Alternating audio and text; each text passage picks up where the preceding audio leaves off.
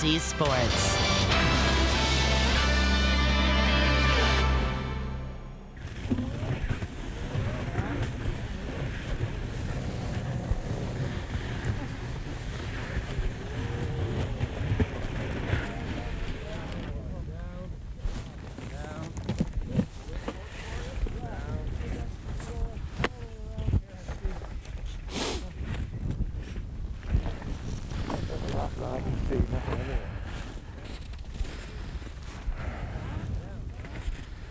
That's Amy, our driver. Jackie's on the foredeck. Two of the great Canadian Inuit dog teams. Paul Crawley driving the other sled. And we're on Baffin Island. We're actually on Frobisher Bay. Martin Frobisher sailed in here in 1576, thought he discovered gold. He left, came back a couple of times, realized he didn't have gold after all. The Inuit, well, they'd been here for thousands of years, and so had these dogs. In fact, the Canadian Inuit dog, which is the animal chosen as the official animal of the newly created territory of Nunavut, has been here for over 4,000 years. That's Ernie, just down on the right, Jim. Jim Nielsen, our cameraman. Bless his equipment. Hi, Ernie. That's a good boy. Not beautiful? You know, in hockey, we, by the way, about this attire, there's no way you're making fun of my sweater this year. In hockey, we discovered the Zamboni, and here in the Arctic, eventually the snowmobile has provided most of the power. But the Canadian Inuit dog, without him, life would have been nearly impossible. He certainly made life practical for the hunters and the gatherers. He's capable of long-range travel, a great hunting companion, a part-time garburator, part-time scarecrow for the polar bears, and of course, man's best friend. Welcome to Hockey Day in Canada, our 15-and-a-half-hour celebration. We're heading over to Iqaluit, the capital city of Nunavut, and we're going to tell the story from coast to coast to coast of our game. Go out and gather our own stories and find out what it is about hockey that nourishes the Canadian soul. Your nose is freezing.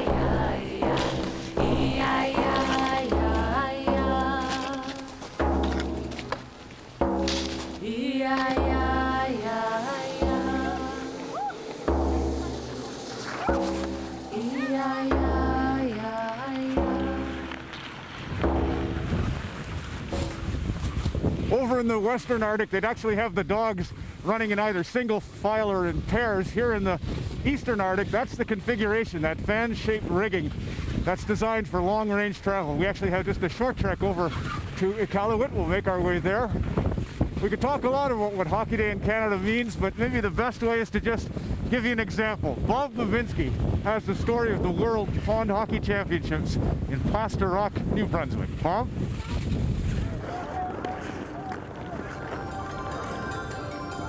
Along the Tobic River lies a small lumber town that's thinking big.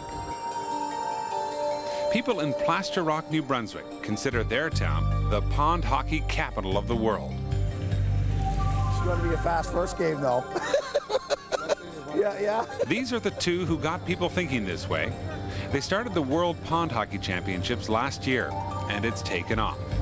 The quick math will tell you, well, it's twice as big, but I think with all the people that are in the community, and it's more than double. It's probably tenfold.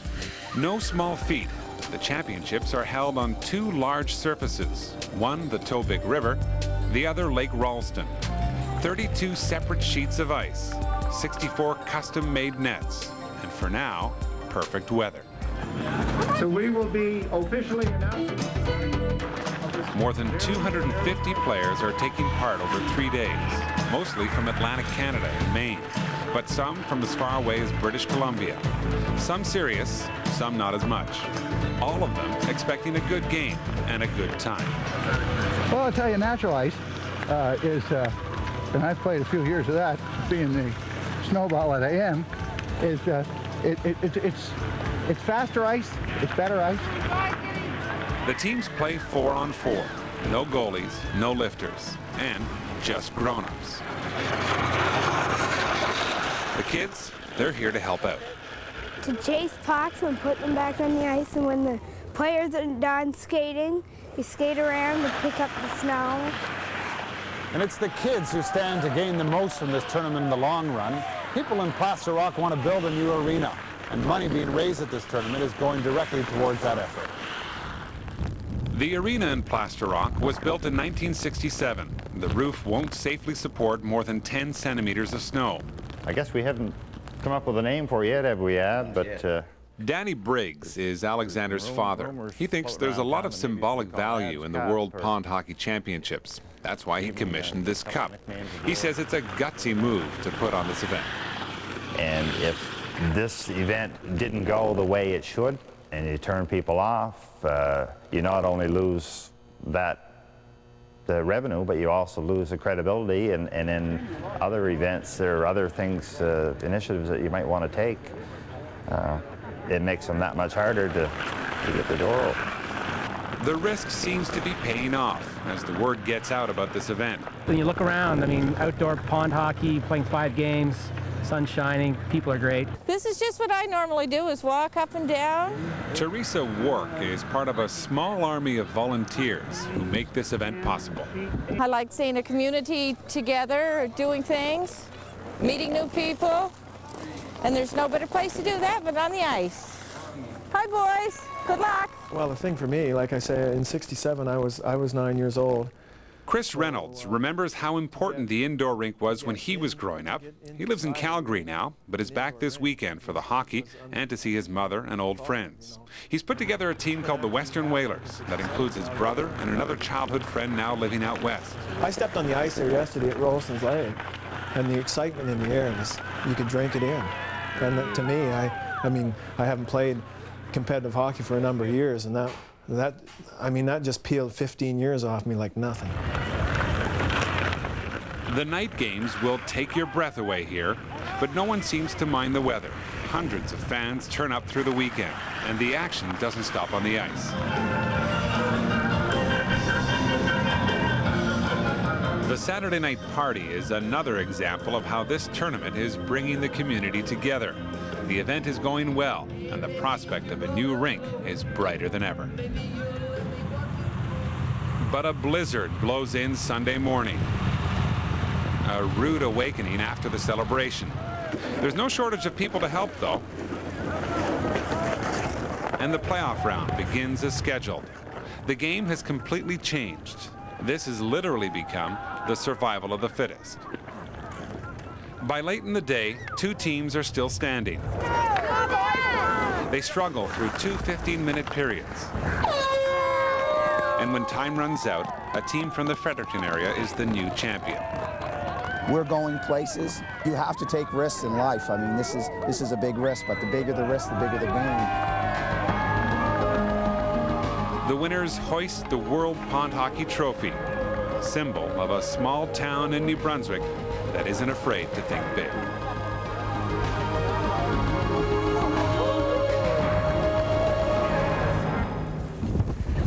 Thanks to Bob Babinski, and congratulations to organizers of the World Pond Hockey Championships. What a remarkable event. Imagine the number of rinks they could provide us here on Frobisher Bay. Well, we're going to have 6 satellite hubs for our coverage during the next 15.5 hours. After hours tonight, we'll come live from Medicine Hat with Scott Russell and Kelly Rudy posted there. We'll actually be emanating from 30 cities around the country, but we'll begin our coverage and go around the horn to our satellite venues. In Prince Edward Island at Summerside, Bruce Rainey is standing by. Bruce?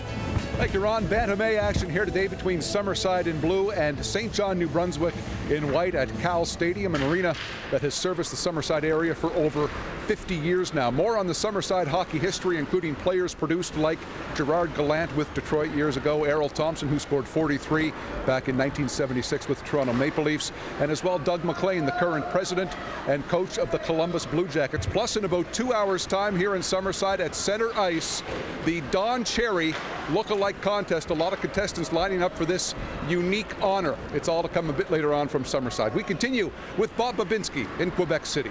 And this is the Colisée in Quebec City, the third day of the annual Pee Wee International Hockey Tournament. In a building that's seen many teams come and go through the years, including the Nordiques, the one constant has been this annual pilgrimage. This is the 44th of the best 11 and 12-year-old hockey players from around the world. There are 2,300 players here from 16 different countries. On the ice right now, the team from Ashby leading 2-1 over the Brantford 99ers, a team coached by Glenn Gretzky. Walter Gretzky is here. We'll talk to him. Much more to come to you from Quebec City. Let's go to Jeff Adams in London. We're here at the John Labatt Center in London, where we have the Huff and Puffers, average age of 73 years old. These guys have really maintained their passion for the game throughout their lifetimes. We'll be talking to a couple of them in just a few minutes. We'll also be bringing you sledge hockey coverage. Rick Middleton has brought the Salt Lake City Paralympic champion team up from the U.S. to compete against our Canadians. And for any of you who have ever wondered how to build a rocket, we'll be talking to the guy who gave Maurice Richard his nickname. Now to New Liskeard and Brenda Irving. Well, Jeff, New Liskeard is about a 5-hour drive north of Toronto, and the reason Hockey Day is here is because of a homegrown invention. It's called the Ultra Skills Program. It's an innovative way to teach the game of hockey. What you're seeing going on out in the ice right now is one of the Ultra Skills drills. And a little bit later, we're going to speak to the man who designed this program and find out just exactly what makes it unique. His name is Ron Davidson, and he played 5 years for Canada's national team. That's coming up later, but right now let's head about, 3,000 kilometers west of here to Medicine Hat, Alberta, and Scott Russell. Right on, Brenda. Welcome to Hockey Day in the Hat. We're here at the Medicine Hat Arena, and Kelly Rudy is here, one of the greatest Medicine Hat Tigers of all time. Kelly holds a couple of Medicine Hat Tiger goaltending records, and we'll tell you all about that. The current day Tigers are on the ice behind me. They'll play a game tonight against the Saskatoon Blades, and we'll have Behind the Mask with the Blades and the Tigers as the backdrop, as well as After Hours from here in Medicine Hat with one of the greatest Tigers of all time. That's Bob Ridley, who tells the tale of the Tigers. We're going to have a great day in the Hat. I got my Tigers jacket on, my honorary Tigers jacket, and we'll go right now out to Port Alberni, BC, and Rick Clough. Thanks, Scott, and welcome to Port Alberni. Welcome to the new multiplex here, home of the Alberni Valley Bulldogs. We're going to talk about the love affair that exists between this community and this team, and how this team really revitalized the spirit of this community. It's also home to a Valentine's Day Midget Bantam tournament. Behind we've got Gold River playing Parksville. And this is called the salmon capital of the world, Ron. Although there are other communities here who would like to claim that. Let's just say there's good fishing in Port Alberni. Oh, and by the way, the tulips are out in Port Alberni.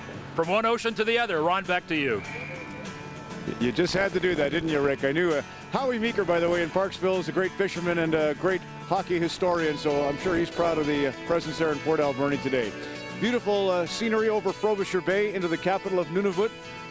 This area, this territory accounts for 1/5 of geography of Canada.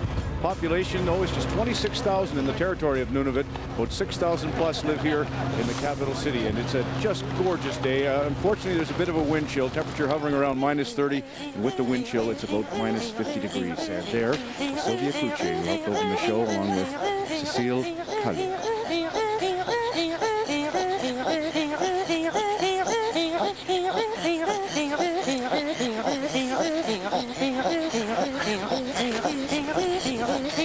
Susan Agukart, maybe the most famous singer from the area, although there have been a lot of accomplished singers come from Nunavut.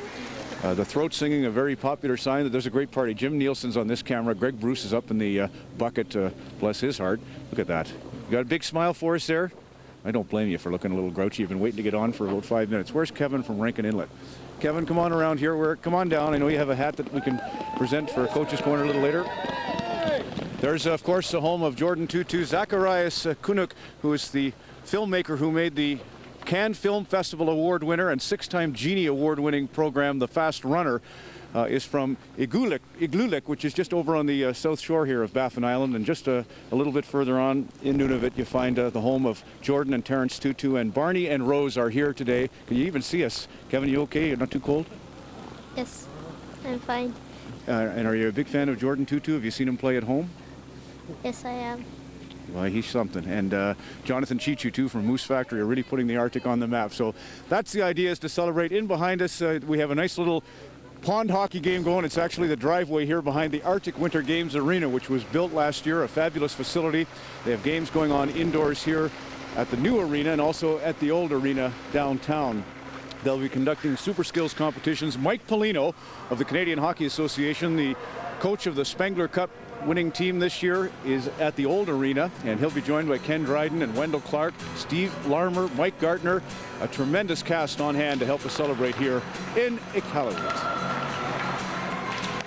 Bob Babinski mentioned Glenn and Walter Gretzky are in Quebec City, so we will be checking in on what made the Gretzkys famous, backyard rinks, here in just a moment.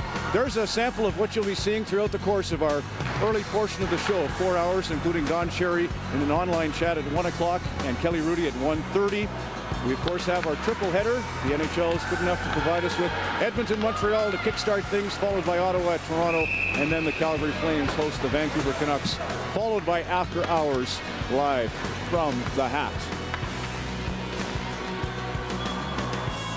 There's a glimpse of the old arena, and Mr. Dryden just establishing things for his Leafs Super Skills set of drills, and he'll explain that on our pregame show between games 1 and 2 of the NHL triple header today.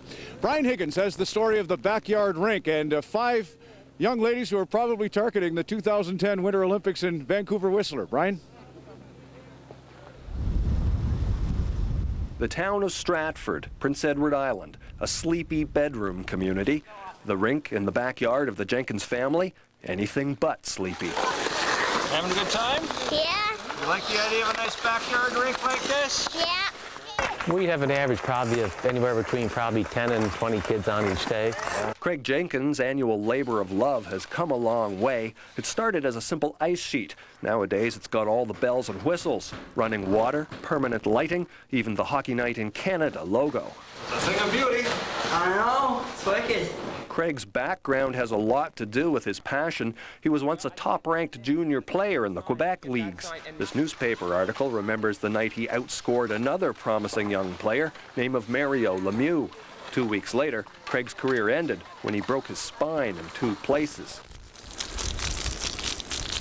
Craig's hockey days are over. He's a family man now.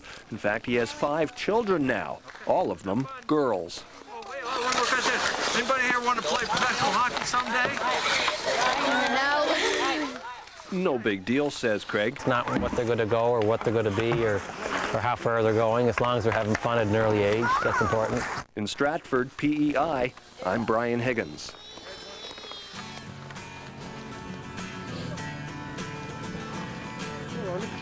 Back here in Iqaluit, we have a couple of contests we'll be telling you about as we move along this afternoon. There's a backyard competition. We had 300 entries on our CBC website for the backyard event.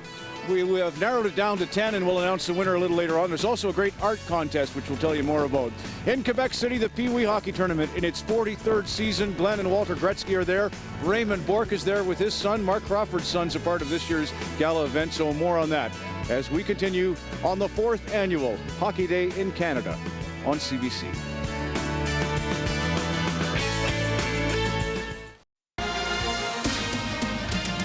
CBC's Hockey Day in Canada, celebrating our game. Brought to you by Timbits Hockey.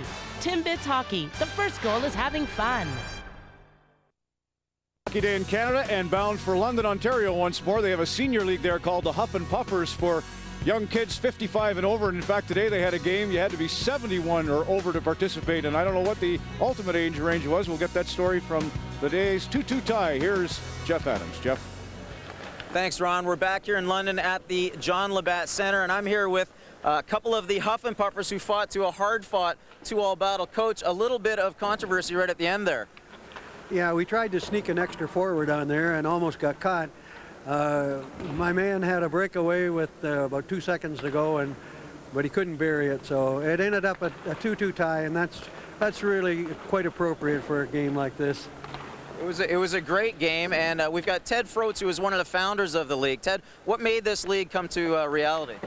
Well, actually, it was we were public skating, and we had a couple guys out there that said, hey, you know, we should pick up a few guys and go out and have some shinny. It started out, there were 15 of us that started the league, and of course now we have 16 teams. And we really believe it's the biggest senior league in Canada, or perhaps in the world.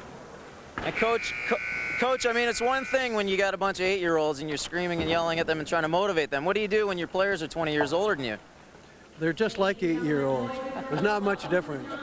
It's the same, you know, you have to try to motivate them, pat them on the butt and give them heck when it's needed. It's basically the same thing, except they're just old 8-year-olds, you know. So it's a lot of fun. The only problem is none of them want to go over the boards for me. They all wait and go out the gate like little peewees do, you know. I'm just kidding there, but I wouldn't want to see that happen, but much similar to minor hockey.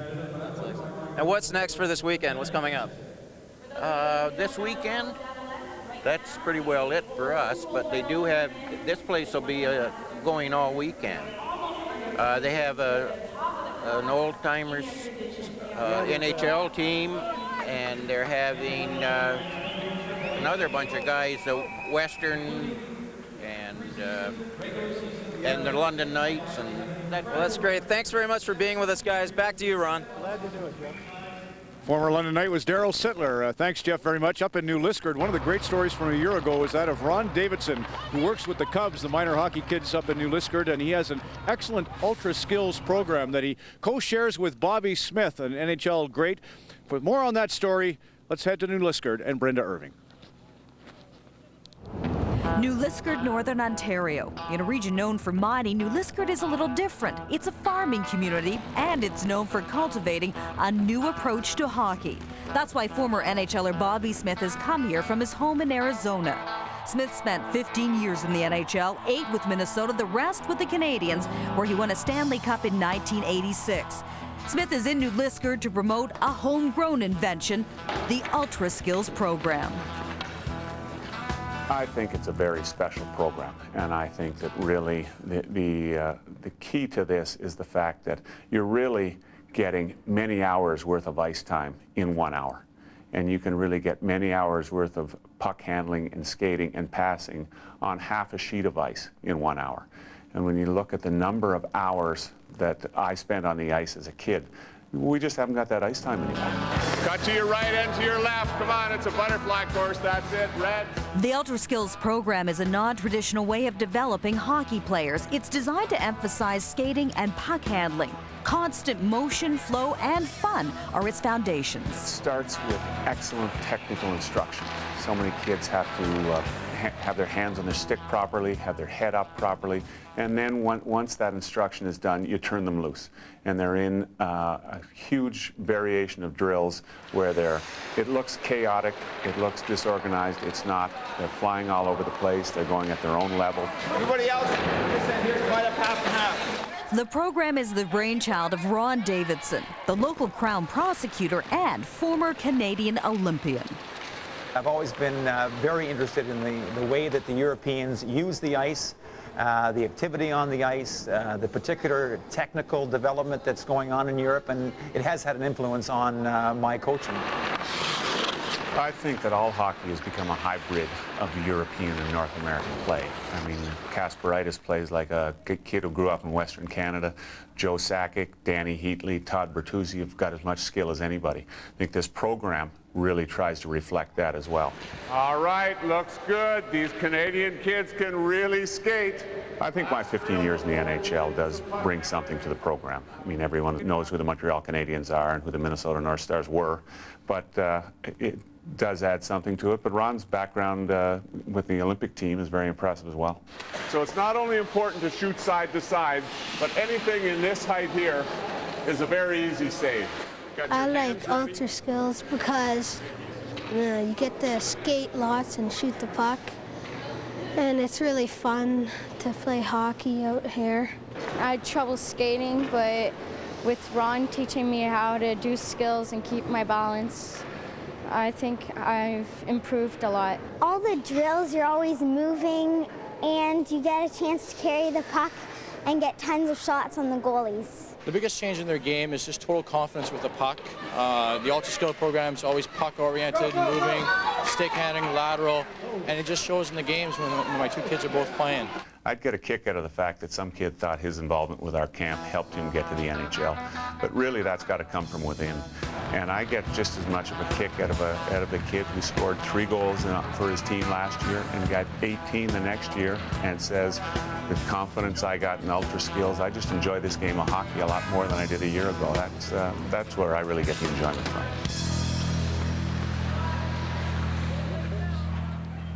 Amazing Bobby Smith can do that. Ron Davidson, a member of Team Canada at the 1980 Olympics in Lake Placid. And to find out more about the impact of the program, let's go live now to Brenda Irving. Brenda.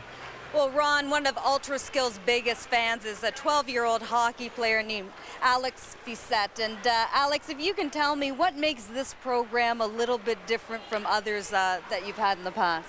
Well, Ron's drills are very unique, and I've never seen them used anywhere else before.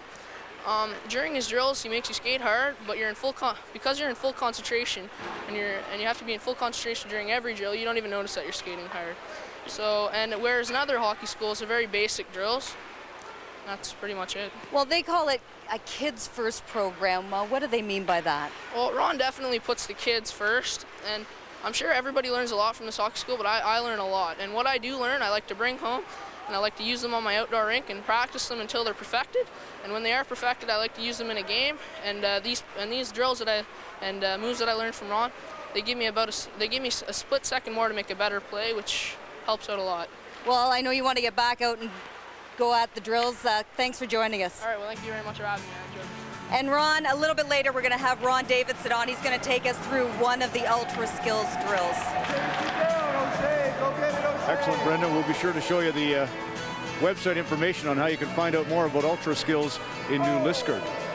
Well, I know that Henry David Thoreau, Ralph Waldo Emerson, and Nathaniel Hawthorne, great writers, used to skate together in Concord, Massachusetts in the 19th century. If you want, that might have been the greatest literary line in hockey history. Want to know more about great books on the game? You can log on to cbc.ca.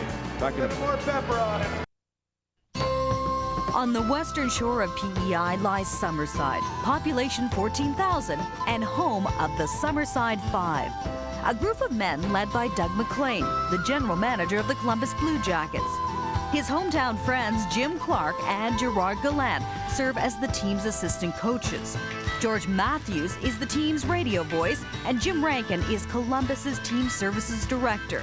They grew up within blocks of each other. You know, friendships are important, but in this business, trust and loyalty is critical to success. And I guess when you have an opportunity to make those decisions, why not bring the people that you really do trust and are loyal to you? So I've been lucky that way. McLean and his crew held their NHL training camp here this fall, bringing the excitement of big-time hockey to this peaceful community. There's not many towns that are better hockey towns than Summerside in North America, and you got people that love the sport, and it's a big part of their life, and I think it's important for NHLers to see that. And see they did. Thousands of fans filled the seats at every practice, watching, cheering, and experiencing a taste of the NHL without ever leaving the island.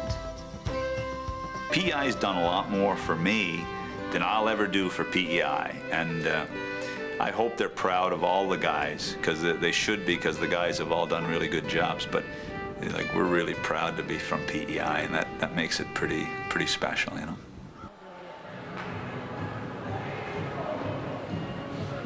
Summerside captured the Royal Bank Cup in 1997. Gerard Gallant, a big part of the success of the junior hockey program there. Right now they have St. John, New Brunswick in white taking on the home Summerside team in blue, and the home side's up by a score of 1-0 in the game on Prince Edward Island. Here in Iqaluit, we've got the Pee-wees on the ice right now at the Arctic Winter Games Arena, and it's 3-2 for the team in black. Not sure if the Polar Bears or the Eagles are the team in black. We'll check on that. You know, hockey has just roared here in the town of Iqaluit. They had Her Majesty the Queen through in the fall. They've had Kevin Spacey up here looking at a movie project. Of course, Donald S. Cherry will join me live in the rink in about 2.5 hours. But the first time NHLers actually visited was last summer. And with that story, Paul Barsanti and Wade Redden and Corey Cross making a huge impact on the hockey scene here in town. Traveling is nothing new for NHL players, but this particular trip is one that Ottawa Senator Wade Redden and New York Ranger Corey Cross won't soon forget. I've never been above the tree line, and it's something else to see and witness just the rock and the flat land that goes on forever. Kind of reminded me of Farley Mowat's book, Lost in the Barrens. I think I read that back in junior high, but there's not much around, and all of a sudden here's a little town stuck out there right on the water. Not only is it the first time in the north for Redden and Cross, but locals say it's the first time any NHLer has ever stepped foot in Iqaluit.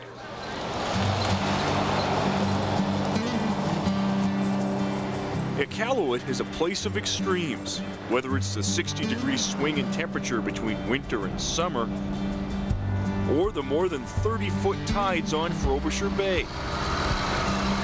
It's a place where people have learned to adapt to their surroundings, and a place where the line between civilization and the land is distinctively blurred.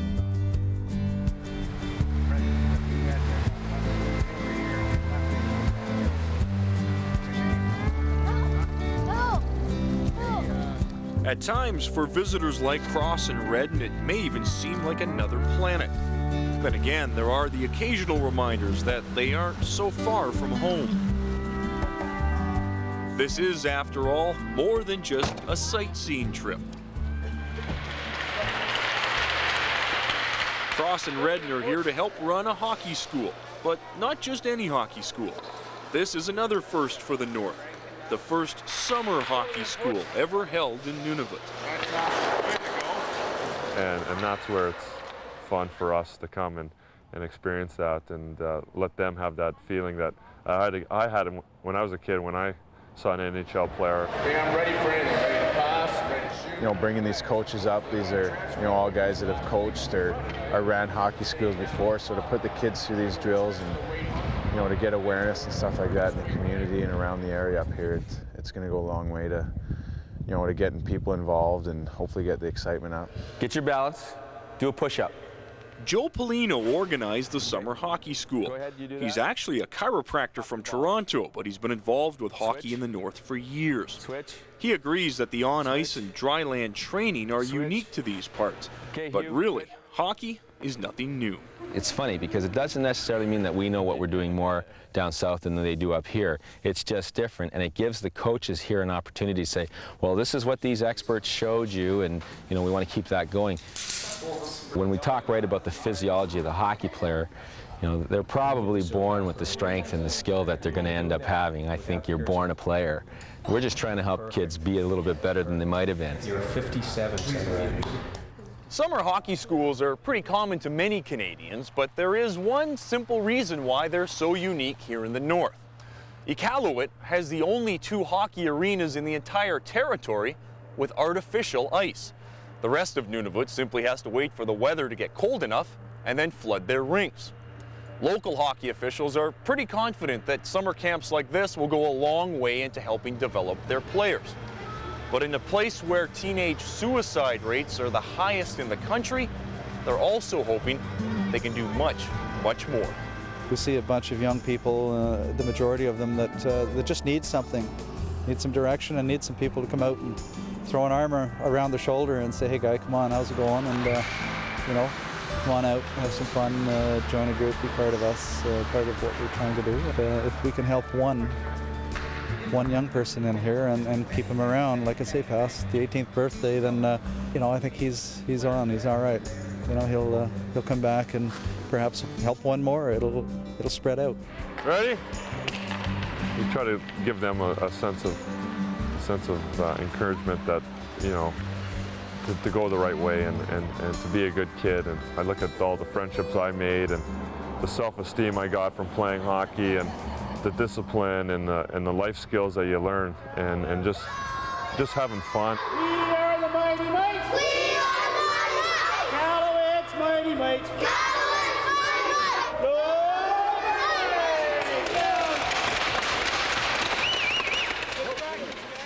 That guy leading the cheers, Mike Courtney, who's been just terrific. Glenn Higgins, too, you saw, the president of Nunavut Minor Hockey. Well, Tom Thompson, they share a lot of the roles with Nunavut and Iqaluit Minor Hockey. We'll hear from Tom a little bit later on. And Mike Polino is down at the old arena downtown. Mike, congratulations on the work you've done with the kids. And tell me how it got started. I understand this summer wasn't the first trek up for you. No, I've been coming up for the last 10 years, Ron. It's been a great experience, and every year we come up, there's such great memories and such great people we get involved with. How about a highlight over the 10 years, maybe a connection that you've made or how it got started? Well, what ended up happening was 10 years ago, Bill Burlington, who's a friend of mine and was a teacher up in the north, used to do this up in the Yellowknife area. Anyhow, he talked to me about coming up here when I was at Brock University, and we started coming up, and from that time on, it's just gotten better and better each year. Glenn Higgins from the Iqaluit Minor Hockey has been outstanding, and we've just made numerous friends and colleagues up here that we've really enjoyed our time with. What are you doing at the old rink today?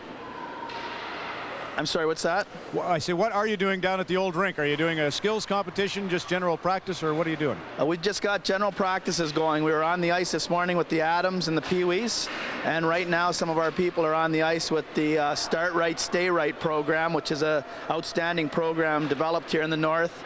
We'll go on the ice this afternoon with the women's program, the girls program, the Bantams and Midgets, and then we'll finish that off with a big jamboree for all of the kids of Iqaluit. Yeah, that Start Right, Stay Right is where they bring kids at risk in on Thursday afternoons on a regular basis. They got about 23 of them, I think, involved this year. It's fantastic. How's the talent level, Mike, when you see Jonathan Chichu with the San Jose Sharks and now Jordan Tutu, a Nashville Predators first-round pick? I mean, how do these kids possibly attain that level of success when you wouldn't think it'd be easy to have competition up here in the north? No, I think the best thing that happens for them, Ron, is that they just get a real passion for the game, and just through having the opportunity to stay on the ice and some great volunteers, they just end up really honing their skills. And once they do get that competition and they realize that they're pretty good players, it just develops them further. And I'm really proud of what's happened for people like Jordan, and there's a number of other great ones up here in the north that hopefully will make their mark in Major Junior and subsequently who knows where else. Mike, congrats again on the Spangler Cup victory. That was sensational, and congrats to your father, who wowed everybody at last night's banquet with Louis Armstrong. What a wonderful world. He's quite a guy, your dad. He's awesome. He's been coming up here with us, and just the energy that he brings. He's 71 years old, and he loves people, he loves hockey, he loves singing, and he's a real testament to what it's like to have a passion for something. But I appreciate what you're saying there, Ron. All right, and your brother Joe and your dad, as you say, a wonderful thing. And Mike Polino will continue to be a big part of the hockey fabric here. Now we have 3 games for you, as you know, coming up. Montreal-Edmonton starts our day off. Game 2 of our triple header will be from the Air Canada Centre in Toronto, and the big news today is Gary Roberts has been cleared to go. He got the medical clearance earlier in the week, and now it is official. Pat Quinn will have Gary in lineup for Toronto against Ottawa. Of course, played for the 67s and won a Memorial Cup there in 1984. Hockey Day in Canada continues in a moment.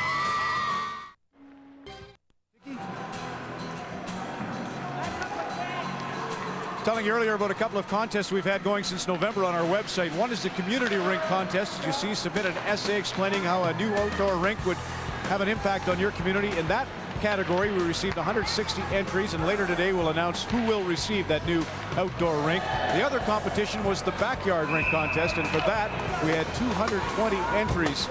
Give us a photo and tell us a story about your backyard rink, and you'll be honored here on Hockey Day in Canada. We'll do that in 2 groups of 5 as we move along here this afternoon. Well, a good pal and helping to promote Hockey Day in Canada is Joseph Motiki, the star of POV, one of the great shows on CBC on Thursdays, and Joseph's in and around Toronto finding out what's going on today. Joseph.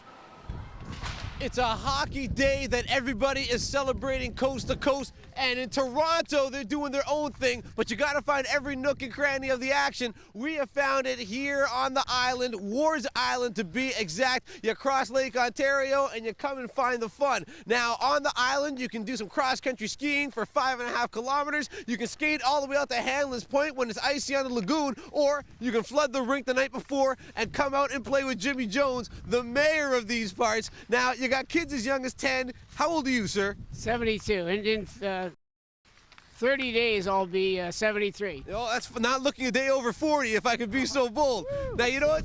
Tell me about the importance of community, about hockey, and how it brings you guys all together. Well, I think this really is a community in the full sense of the word, that you can come out here and play with all these kids and fathers, and everybody gets together, and you know everybody's name, and they know you. Absolutely. And you know, when you've got the action, I understand that a descendant of Newsy Lalonde is out there. Her name's Sarah, but you guys call her Newsy. Yeah. And she's a great hockey player. Yeah. Sarah's sweet. She's number 28. She's wearing Ty Domi's jersey. But back in the day, old Newsy was wearing a different number and absolutely rolling. The action is fast and furious. And wherever you are, enjoy your hockey day. Thanks to Joe Motiki. We'll check back in with Joseph a little bit later on. Here at the Arctic Winter Games Arena, the referees are handling a 5-3 game now. The black side's winning. That, of course, is the lifeblood of hockey, those referees. And we're going to move over to Regina, Saskatchewan. Glenn Reid had a nice story today on Jan Betker's rink into the Canadian Women's Curling Championships. But he's also taken some time to find out about a referee who's been at it and celebrating a golden anniversary in Drake, Saskatchewan. So let's head to Glenn Reid. It's a typical winter weekend in Drake, located in the heart of hockey-crazy Saskatchewan. It's also a typical winter weekend for Hilton Hughes. I'm Hilton Hughes. I've been refereeing in various central parts of Saskatchewan for 50 years. Still enjoy it. Hilton Hughes began his officiating career in 1953, calling games all over the province. Always tried to show respect for people, and in order to get it back, that's what you have to do. And I go to a lot of these towns around here, and they all know me. I hope it's mostly good.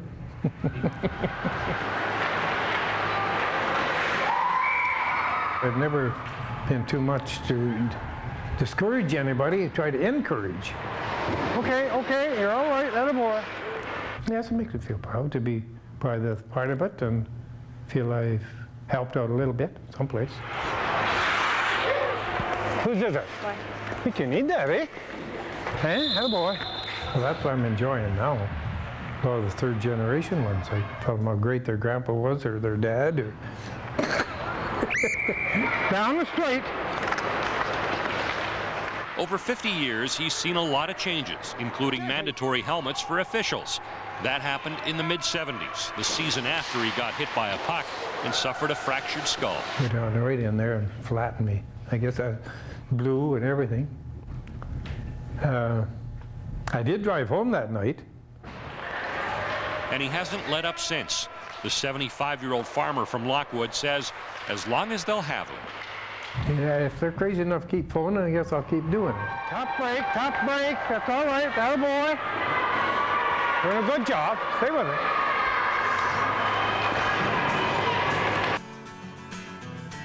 Thanks to Glenn Reid in Saskatchewan. We'll move over now. Just outside of Ottawa is Smiths Falls, Ontario.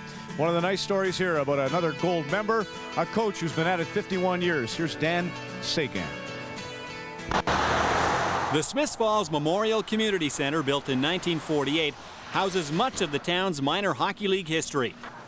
In the Hall of Fame hangs a tribute to a man who has witnessed most of that history firsthand. All you have to do is come this way, shoot the puck here. Elwood Louis Hart began coaching minor hockey shortly after the arena was built.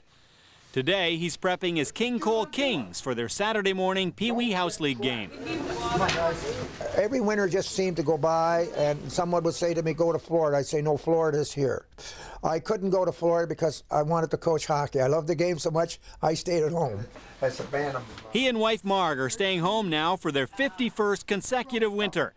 That's how long Louis has been coaching in this town of 9,000 people, located 45 minutes southwest of Ottawa. Among his former players is the current mayor. Yeah, he's referred to as, in my view, Mr. Minor Hockey here in Smiths Falls. I think pretty well every boy who's ever played minor hockey in Smiths Falls at some point or another has been coached by Louis Hart. Over 2,000 kids, Louis estimates, over 3,000 games, mostly at the Pee-wee and Bantam levels. He coached the town's Bantam traveling team for 28 years and prides himself on never having favored one of his 3 hockey-playing sons over anyone else's. He's also proud to say he's never, in 51 years of hockey, been kicked out of a game. You guys can do it. The best thing is to do when you're coaching the team is coach the team and never mind what the referee and the fans are doing out there, because they'll rile it up anyway, and they can't rile me because I don't pay any attention to them. I'm proud. I guess I can give myself a pat in the back and say I'm proud to be a 51-year coach. I've done it for the town of Smiths Falls. I've done it for the kids. What a game, guys. And God willing, he plans to continue doing it for another 10 or 15 years. This heart beats for minor hockey, and the town of Smiths Falls has been a better community because of it. For Hockey Day in Canada, I'm Dan Seguin in Smiths Falls. That man is a rink rat. Just love that. Abraham Tagalik's with me here in the Arctic Winter Games Arena. Tell me about why my feet are so nice and toasty. How are the comics doing? You got my comics out there, yeah? I am the envy of everybody who was outside on that polar ice behind the rink. So, Abraham, you've been involved in the minor hockey scene here in Iqaluit all your life, I'm sure. Tell me about how you first got involved in hockey and what you're doing.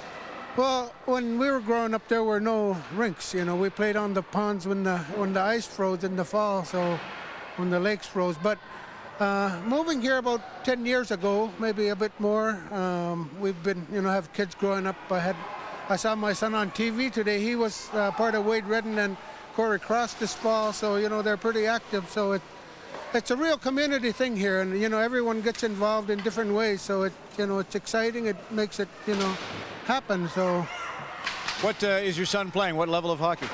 Well, he's right now playing in a tournament in Rankin Inlet, Avata Cup for the senior men. He's 17, and he's playing for the senior men over there as a goalie. So, good show. Well, really appreciate the comics and your hospitality here. Oh, you too. Welcome. We enjoy you here. You should come more often, and we wish everyone in Canada, great. So, glad for coming here.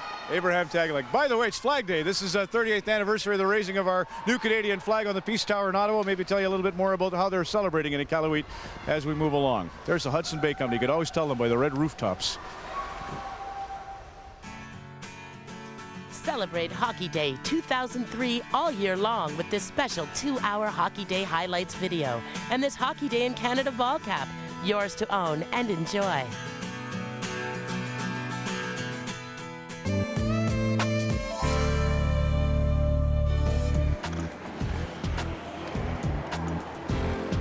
Fourth annual Hockey Day in Canada. We've been to Toronto, to Red Deer, to Windsor, and now we're in Iqaluit, and of course 3 NHL games. Edmonton's at Montreal. Toronto will host Ottawa. The Sens have won the first 2 meetings, and the Calgary Flames host the Vancouver Canucks. And for a young hockey team from McBride, a nice treat. The morning skates underway in the Stampede City, and the kids from McBride won a Vancouver Canucks contest, which would enable them to come along on the road trip. And there you see some pretty happy faces in Calgary. That's game 3 of our triple header a little later on tonight.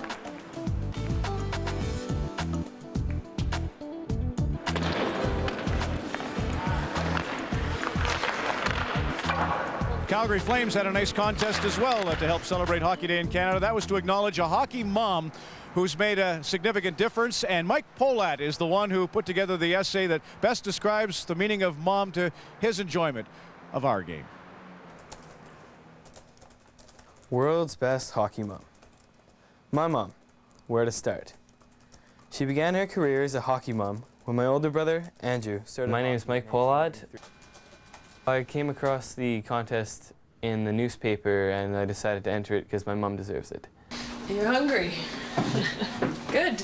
My name's Lois Pollard and I'm a hockey mom. Almost 2 hours. Thank you, Steph. I have 4 kids and all 4 play hockey. So this is the hub of our Our family, I've got all the hockey schedule on here. We might have one free night a week. She was the equipment manager for all of Springbank from 1998 to 2001. Laundry time. Hockey smell is unique. It's bad. She's cheered for us, dried our tears, driven us all over the place. So tonight we're off to Stephanie's game? I got home from school one day and my mom had gotten a call and told us we'd won. As I read it, it was just really, really emotional. My mom is the best hockey mom of them all because she cares. I just gave him a big hug and thanked him and all my kids for being in hockey, because without them, I wouldn't be a hockey mom.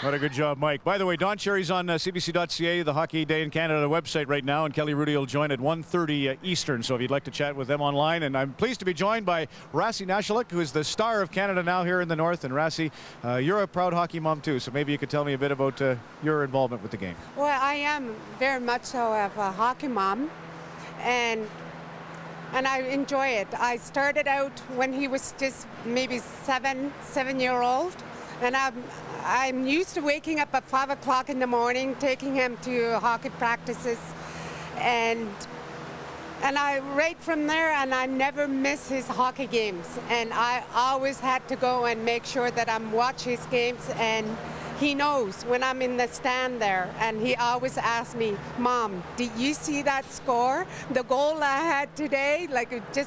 I'm just very much of a. Are you a gentle hockey mom or a screamer? Do you yell at the... I am very much of a screamer. Okay. I even have a cowbell.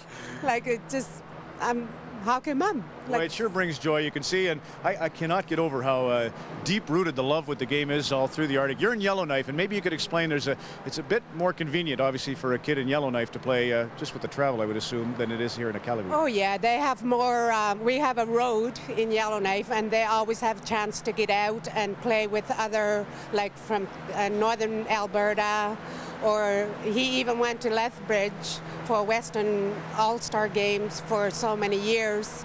And they have a better competition than it is now here in Nunavut. There's no roads. They have to fly. It's very, very expensive.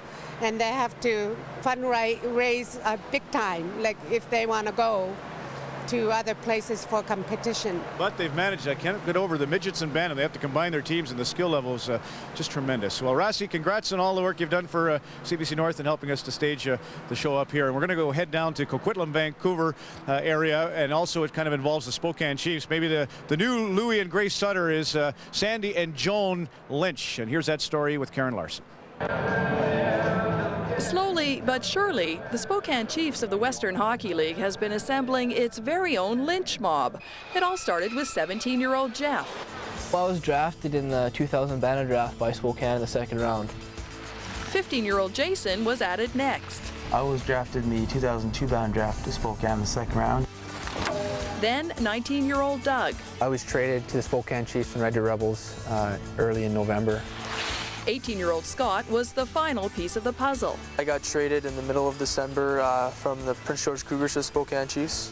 Not since the Sutters left Viking has hockey seen a brother act like this. I don't think growing up any of us expected to be able to play together, except when we were younger, and it's really a tremendous thrill now to all four of us be together. It's an even bigger thrill for their parents. That's good stuff, honey. Sandy and Joan Lynch are often asked how they managed to raise such a family. The answer? We don't push. We just drive and cheer, and they tell us what they want to do, and we encourage them. It's a recipe that's worked so far. Oldest Doug was drafted by Edmonton, and many think he has a good shot at making the Oilers next season. Scott is eligible for this year's rookie draft, with Jeff and Jason a few years down the road.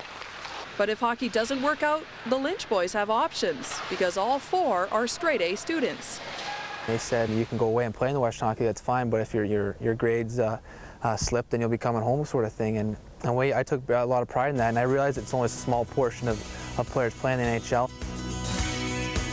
The Lynch brothers, from Coquitlam Rink Rats to WHL fame. giving new meaning to the old adage that the family that plays together stays together. For Hockey Day in Canada, I'm Karen Larson in Vancouver.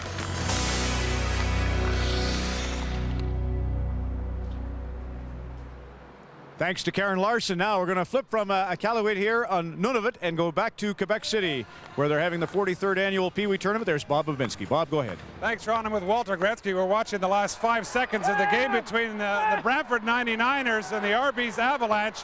Exciting finish here with Brantford scoring 3 goals in the last couple of minutes to tie it at 5. Walter, what an exciting finish, a moment that these players won't forget.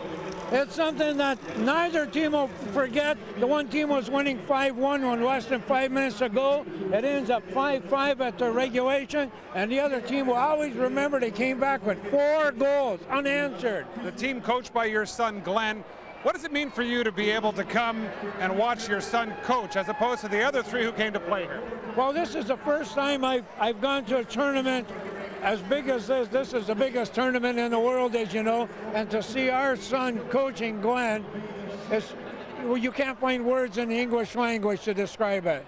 And how important has the Pee Wee tournament in Quebec been to the Gretzky family? You guys have had a lot of big hockey moments. Oh, yeah. It's the most important tournament ever. There was Wayne who played, Keith played, Brent played, and I've coached here, and now I'm here as a bystander, as a spectator. So I've done everything. Walter, thanks very much. We're going into overtime here at this game. Brantford playing against the Arby's Avalanche. Ron, I'll throw it back to you. Bob, excellent stuff. And of course, one of the greatest hockey dads in the country there, joining you in Quebec City. We'll hone in on Inukshuk, the stone symbol of Nunavut. More on that story a little later on here on Hockey Day in Canada.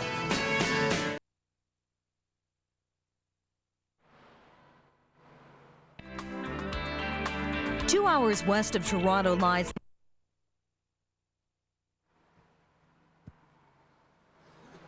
London, Ontario. With just over 300,000 people here, this community celebrates hockey at every level.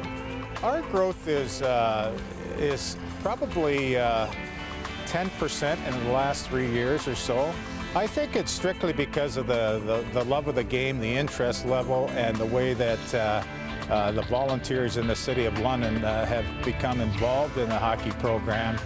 With 4,500 players on 275 minor teams, London arenas are always busy. New facilities like the John Labatt Centre not only serve as home to the OHL's London Knights, but also service the fastest growing young girls organization, the London Devilettes. We started out with a part-time team of Pee-wee age girls about 16 years ago, so there would have been about 15 at the beginning. This year we've got just shy of 700 girls playing hockey. Out of the Thompson Arena, the University of Western Mustangs are making hockey history of their own. The team is the reigning CIS champions and looking like contenders again this year. More and more people in the Ontario Hockey League are choosing to go the university route, and because of that, the caliber of hockey here has increased a great deal. To the, a lot of teams now have a number of very, very talented OHL players and a number of NHL draft picks in the lineup too. So the quality of hockey is tremendous. With so much community support, the passion for hockey continues to grow in London, Ontario. What's the greatest nickname in all of hockey? Maurice Richard, the Rocket's got to be right up there to London, and a story on how that came about. Here's Jeff Adams. Jeff? Thanks, Ron. Back in London, where the Devilettes have just finished their game against the London Junior Knights, the women had a 1-0 lead going late into the first period. Game ended up at 6-2. I'm sitting here with local legend Ray Getliff. I've got my hockey card. We've had people coming by the booth to say hello. You started off your career right here in London. Yes, I went to South Collegiate here, and my first organized hockey was just about collegiate time. They didn't start at 4 years of age at that time, but it was a great start. And then I played junior here, and then went to Stratford and played a couple of years of junior hockey in Stratford. Now you went on to play 10 years in the NHL, 4 years with Boston, 6 more years with Montreal, won a couple of Stanley Cups, but maybe your fondest memory or one of the legends about you is naming Maurice Richard, giving him his nickname. Tell us about that. You know, the Rocket was quite a hockey player, as you all know. You've heard so much about him from coast to coast these many years. And he was electrifying. He was the home run hitter of hockey. From the blue line in, I don't think there's been anyone better. And it was great to play with him. I played with him for about 3 years. He was a very private person. You didn't get to know him too much about him. Of course, we had language barriers in those days, but now everybody speaks French and English, so that isn't any problem. Now, I understand that it was at a practice that you gave him his nickname. Tell us about that. That's right. During a practice, he got the puck at the blue line and streaked into the net and scored, and I said to the fellow next to me on the bench, I said, boy, he went in there just like a rocket. And there was a newspaper fellow, Dink Carroll, behind us, and he picked it up from there, and that's how it happened. Well, that's great, and the legend began. Thanks very much for joining us. Back to you, Ron. Ray Gitliff and Jeff Adams in London. Excellent, Jeff. And I know that from Mitchell, and they called him the Stratford Streak, Howie Morenz already had dibs on that nickname, so Ray had to be creative. Out to Port Alberni we go now. Rick Clough's with Ron Paulson and the story of how they've got the new rink there. Rick, over to you. Well, this is a dream come true for this community. In fact, this dream has been in the making for a long time, and one of the gentlemen involved in the dream before it was actually here built was Ron Paulson. Ron, how long was this on paper before you put a shovel in the ground? Well, I was involved with the Arena Society for 11 years, and there was a lot of ups and downs and heartaches and tears, but finally we have the facility built, and we're really excited about having it here. And when you stand in this beautiful Alberni Valley Multiplex, what do you think of now? Well, I think of the future. I think of the ability that we've had to attract a junior A hockey club to the town. Next February, we're hosting the BC Winter Games. If you build it, they will come. Absolutely. Now, you're involved in one of the programs here as well, which is a fun program, and that is you teach rookies, adult rookies, about the game. Tell us about that. Well, it's a program. We really didn't know how to really start this program out, and we decided that we'd go with a format where we'd work with skills and drills and then throw the puck out and let them play for a while. And we didn't really know what kind of success we would have with it, and it's just been a phenomenal success. We've just had so much fun with it. Who's the oldest? Last year I put through 2 gentlemen that were 67 years old. One of them had never played the game before, and one of the other fellows had played somewhere back in his youth, I think. And from farthest away? Well, I had a gentleman that was from New Zealand. He's an old rugby player, and he's a Maori. He has feet that are about 6 inches long, and they're about 6 inches wide as well. I had trouble fitting him in skates, but he's out there flying at it and having fun. Well, Ron, congratulations on the program and on the beautiful arena. And Ron McLean, you know, this may be built on the outskirts of town, but this is certainly the center of Port Alberni. Rick, excellent stuff. Congratulations to Ron and the gang in Port Alberni. You're looking out over Frobisher Bay. Northrop Frye described this area as an obstacle to Europe in its search for riches. They searched and searched for that northwest passage to Cathay or China. Glad they stopped here in Iqaluit. We'll come right back here in a moment. Always a nice sign when you hear the sled dogs. That means there's not so many snowmobiles having taken over. If you and I got on ours right now, our snowmobile will be about 3 days in that direction to find Cape Dorset. Pierre Burton used to say the land here is like freshly stirred porridge, and with the gorgeous smattering of snow, what a setting for Hockey Day in Canada. Ben Kovic's been our tour guide here in Iqaluit, and Ben said, Ron, you can go out on the land if you want, but make sure you have your Inukshooks, because it's always important, and the Inuit always learn the first thing when you went out gathering or hunting, have a reminder of where it is you've been, because you can always find your way home. This is a fixture of the landscape, and it serves a number of purposes. It can be to acknowledge a special place or a certain person. It can be used as a navigational aid. It certainly is often used to let people know about a bountiful supply of Arctic char, or maybe to herd the caribou. The other thing that's funny is they used to actually build them tall so that if you had sled dogs who were after your meat, you had a place to store the supply. And it can also be a priceless work of art. As we head back over to Cape Dorset, Alan Abel explains how the local residents are carving out their own story in stone. The North is a kingdom of ice and stone, and this is where the two elements meet. Cape Dorset, home of the master carvers of the Arctic, and some of the best young hockey players in Nunavut.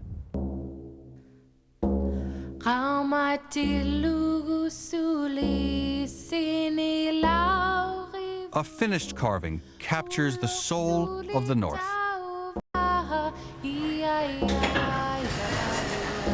But each one begins with a chunk of soapstone and an artist's vision.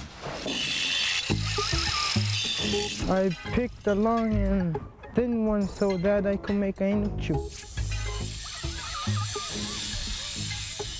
Luta spends his days working on his carvings and his nights at the Cape Dorset Arena. He's one of many young artists here who sell their carvings to pay for their hockey gear. They have to order in, of course, but a lot of them, they're able to afford a nicer brand of stick or a nicer brand of helmet. That's what I see in some of the carvers I see. Both are pretty tough, but carving, you have to refine a lot of your work, just like in hockey, but I think you have more to yourself and you're your own boss when you're carving. But when you're playing hockey, a lot of times you see coaches, you know, showing you some loops and stuff like that. So it's art for hockey's sake. In the kingdom of ice and stone.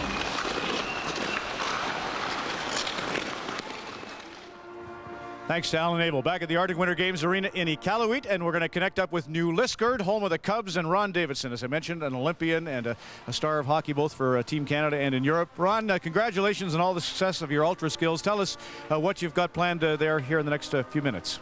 Well, we're going to jump right in, Ron, to an ultra skills training session. We've got more than 40 skaters on the ice here. They're raring to go, so maybe we'll start them up and we'll get some great activity going. How's that? Absolutely great. You explain what you're doing. Yep. Okay, here we go, guys. Here we go. Okay, Ron, what we've got here is a shooting gallery drill. Normally this drill can accommodate about 60 players, and we've got 40 plus players on the drill right now. We've got 5 nets, so we can accommodate up to 20 nets at a time in this drill, but we've got 5 nets here. You can see the for the players to have high activity. The drill, the purpose of develop their skills physically and mentally, and to develop a passion for skills. And this is an exciting thing for the player to be involved in. This is like a playground for any player of any level, especially the players that are excited about hockey. Now I'm going to drift back into this section of the drill, and there's 3 components to the drill. Right here we've got the scrambler going on. There's a weave where they have to keep their heads up all the time. They're forced to read and react, to make decisions, to anticipate, and the real emphasis of ultra skills is to make sure that players instinctively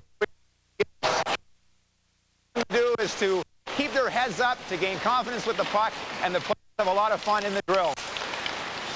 Now you'll notice right here in the scrambler, they're working tight turns. There's actually 24 X points in this drill, this section of the drill from the blue line in. An X point is where a player's path intersects with another player.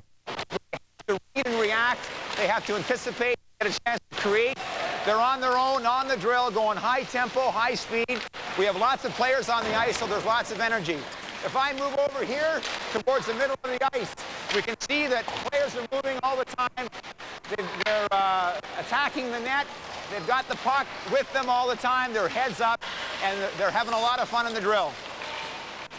Ron, how often would you conduct this kind of a practice? Because obviously if you're a member of one team, your ice time is booked specifically for that 20 man or woman unit. How do you conduct these ultra skills sessions?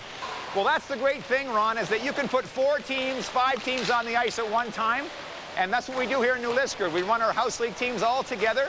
And what they do is they have at least one practice together on the ice. Then they might have one other ice time where they work on things as a team. But the players really enjoy jumping into these drills. They get addicted to them, frankly. They love to handle the puck. They love to get a chance to improvise, to create. And so very often we have 4 teams on the ice at one time. If we have travel teams, we often have 2 or 3 different travel teams on the ice participating in the drill. Have you taken it outside New Liskeard? There was a lot of interest last year when we first aired your story on Hockey Day. What's happened in the year since? Well, we run clinics in schools all across the United States. We do clinics in schools in Canada. I've done youth development programs in Europe, and everywhere I go, people are really excited about this program.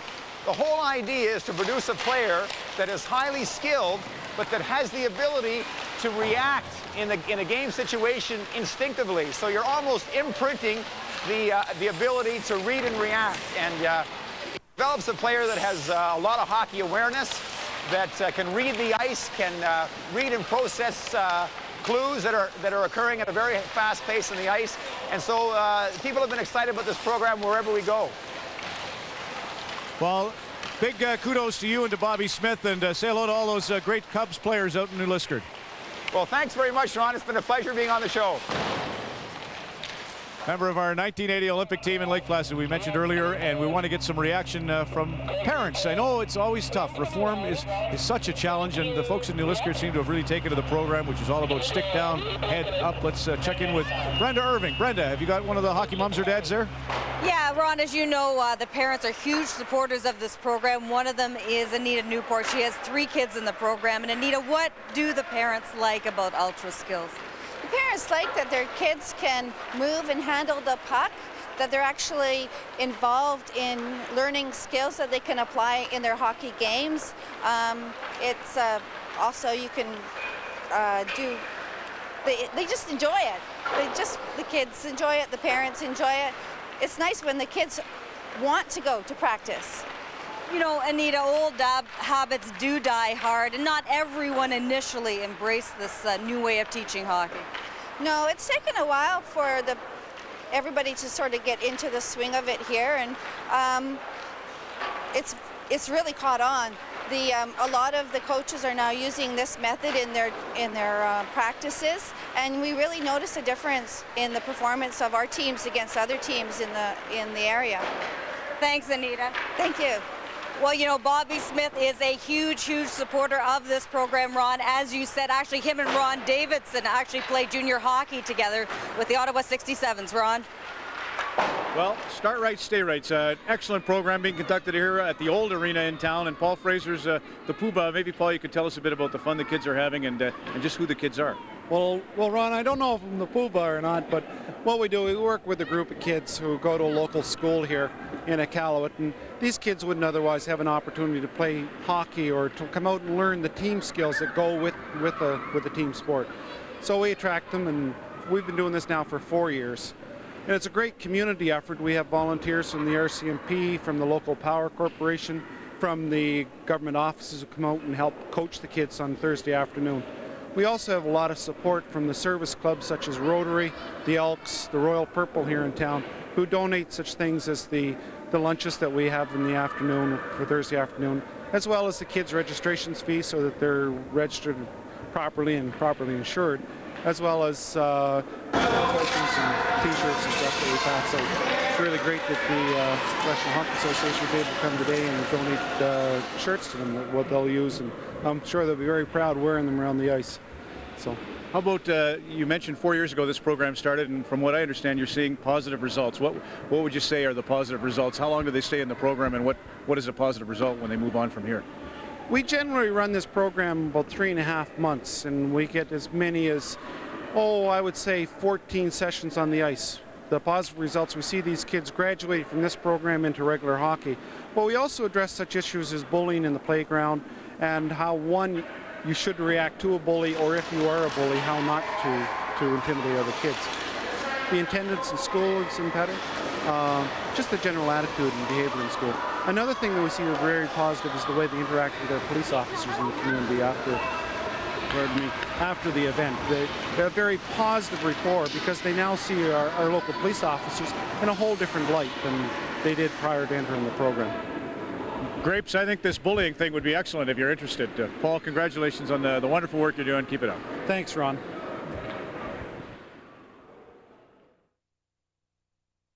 Little interview we taped yesterday down at the old arena here in Iqaluit. That's the scene outside the Arctic Winter Games rink. Those are hardy kids having a little exhibition game for us.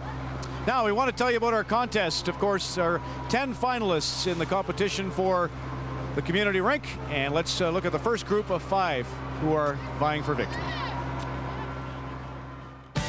Recognition time now. To the Warrens who moved back to Canada and found themselves a barn full of bliss. To the Hilts who cleaned up a collapsed roof at 4 a.m. so no one would know but admitted it. And praise to the Charltons for making a rink when Mother Nature dared you not to. And to the youngest finalist who painted her VeggieTale heroes for all to see. And we salute this Ontario family who pulled out the tarps when rain dampened their hockey tournament for cancer. But which is the best on Hockey Day? Port Alberni is at the head of the Alberni Inlet, midway up Vancouver Island, a resource town carved out of the spectacular country. The pulp mill is the largest employer, but there are many logging jobs in the area. Sport fishing is also important to the local economy. The Stamp River is world famous for its steelhead. The town took a big hit in 1964 when a tsunami wiped out much of the waterfront. Buildings were destroyed, but the spirit survived.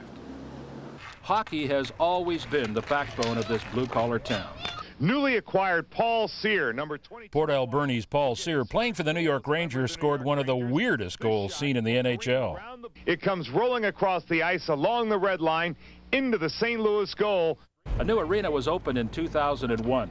The Canadian women's hockey team played an exhibition game against the Swedes to a full house. These two guys peel off, D-man back, regroup. The arena is the home now to the Alberni Valley Bulldogs at the BCHL. There's also a thriving recreational program for players of all ages.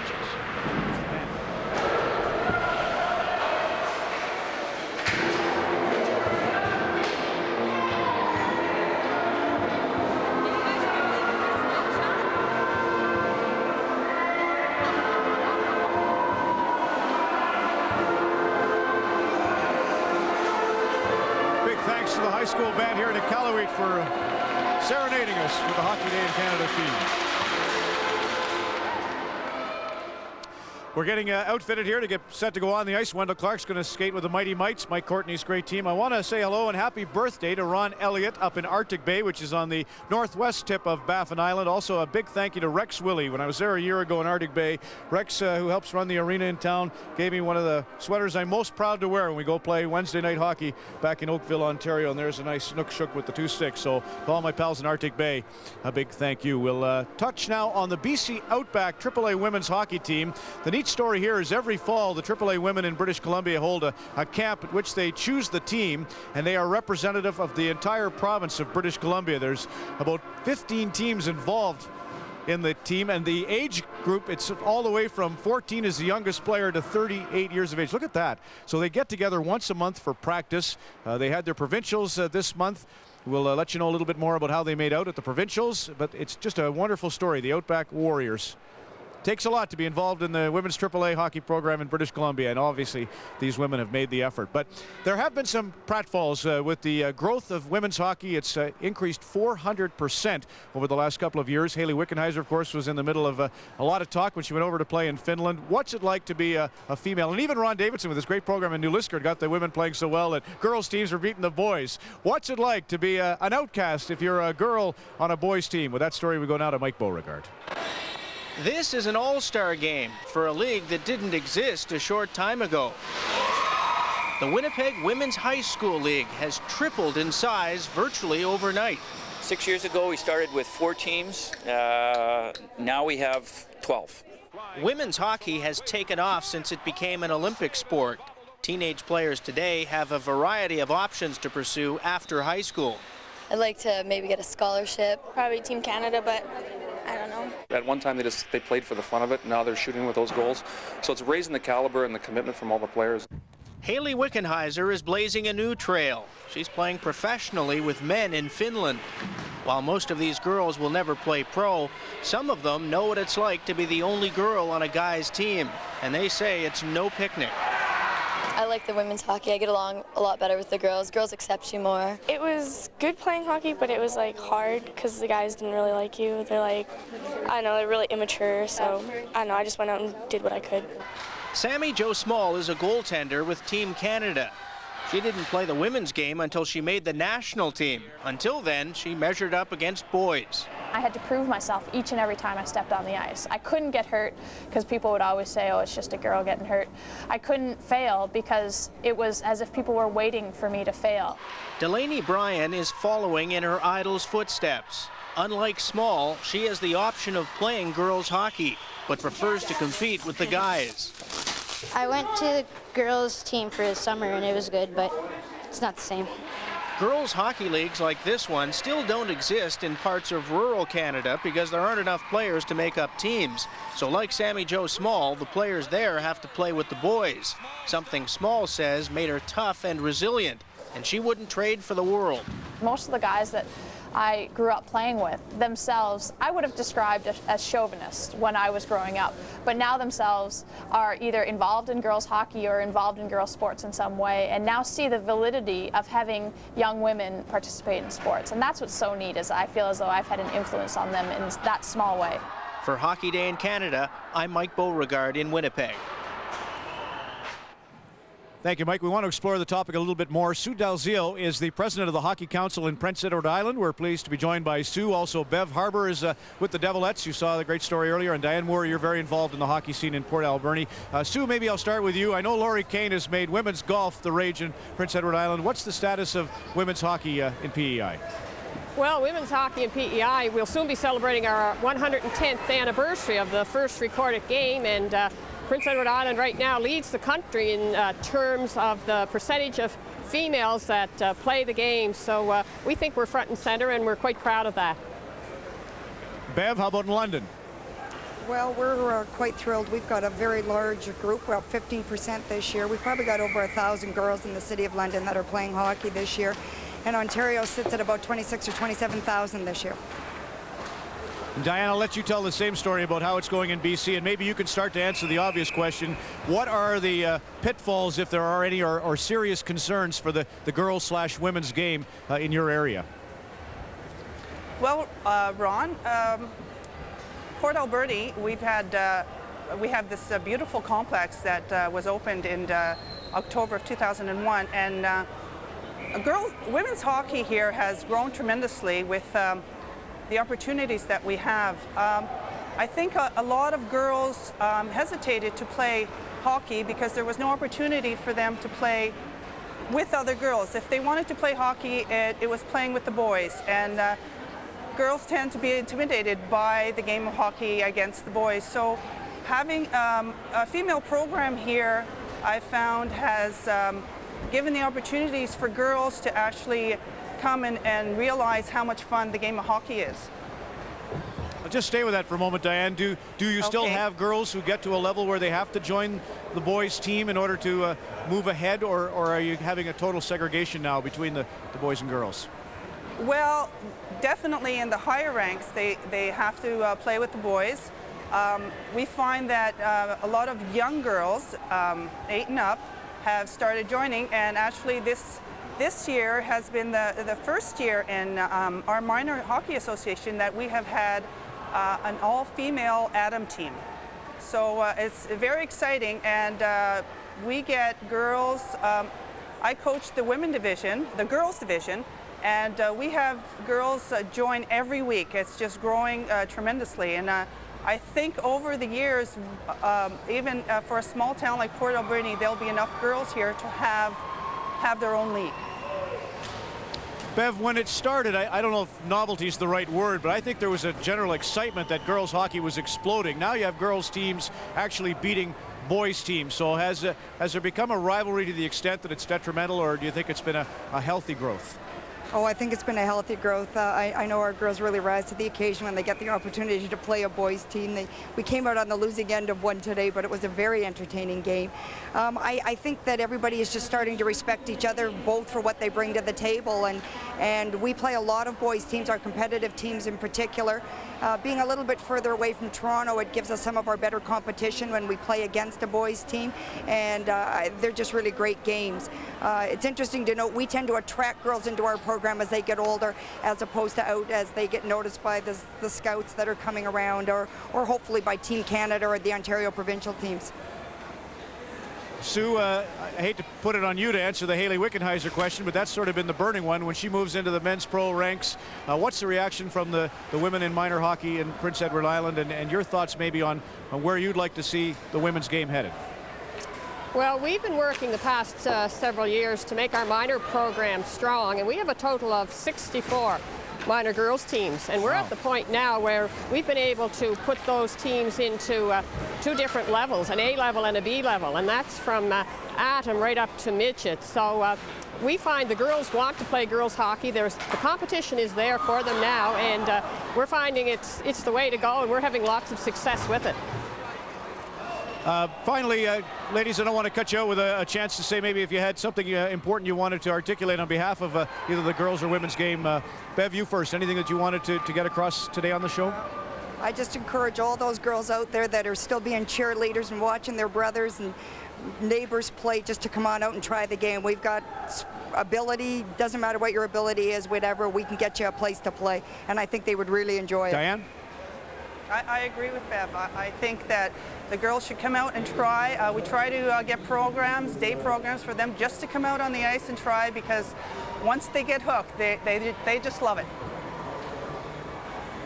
Diane Moore, Bev Harper, and Sue Dalzio, thanks very much for joining us on Hockey Day in Canada here this afternoon. The growth of the game, just wonderful. And here's another terrific story. This is, the sledge hockey performances we've seen in the last couple of years with Canada, the world champions, and the U.S., the Paralympic champions. How about getting involved in refereeing, both for athletes with disabilities and not?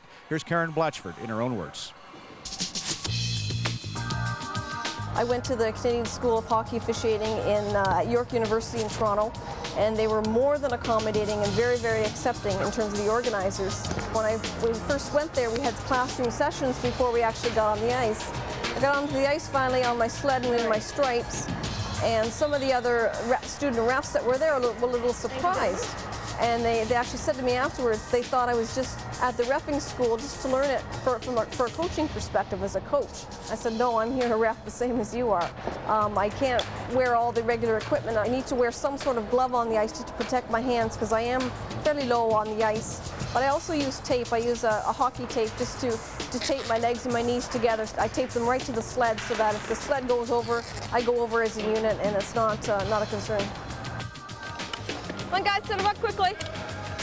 Okay? Well, I bring a different perspective now. Certainly, if I'm reffing sledge hockey, I have looking at it from a different visual perspective of being on the ice and being at the same level as the players. Now, in reffing able-bodied hockey with the tight children, I also see it, instead of looking down at them, I'm more at a level with them. They're still a little bit taller than me when I sit on my sled, but I'm more on an eye-to-eye level with them and can sort of see what's going on better. We got someone to take the face off here for Hamilton. There we go. I think perhaps other young athletes with a disability can see that there are no limits.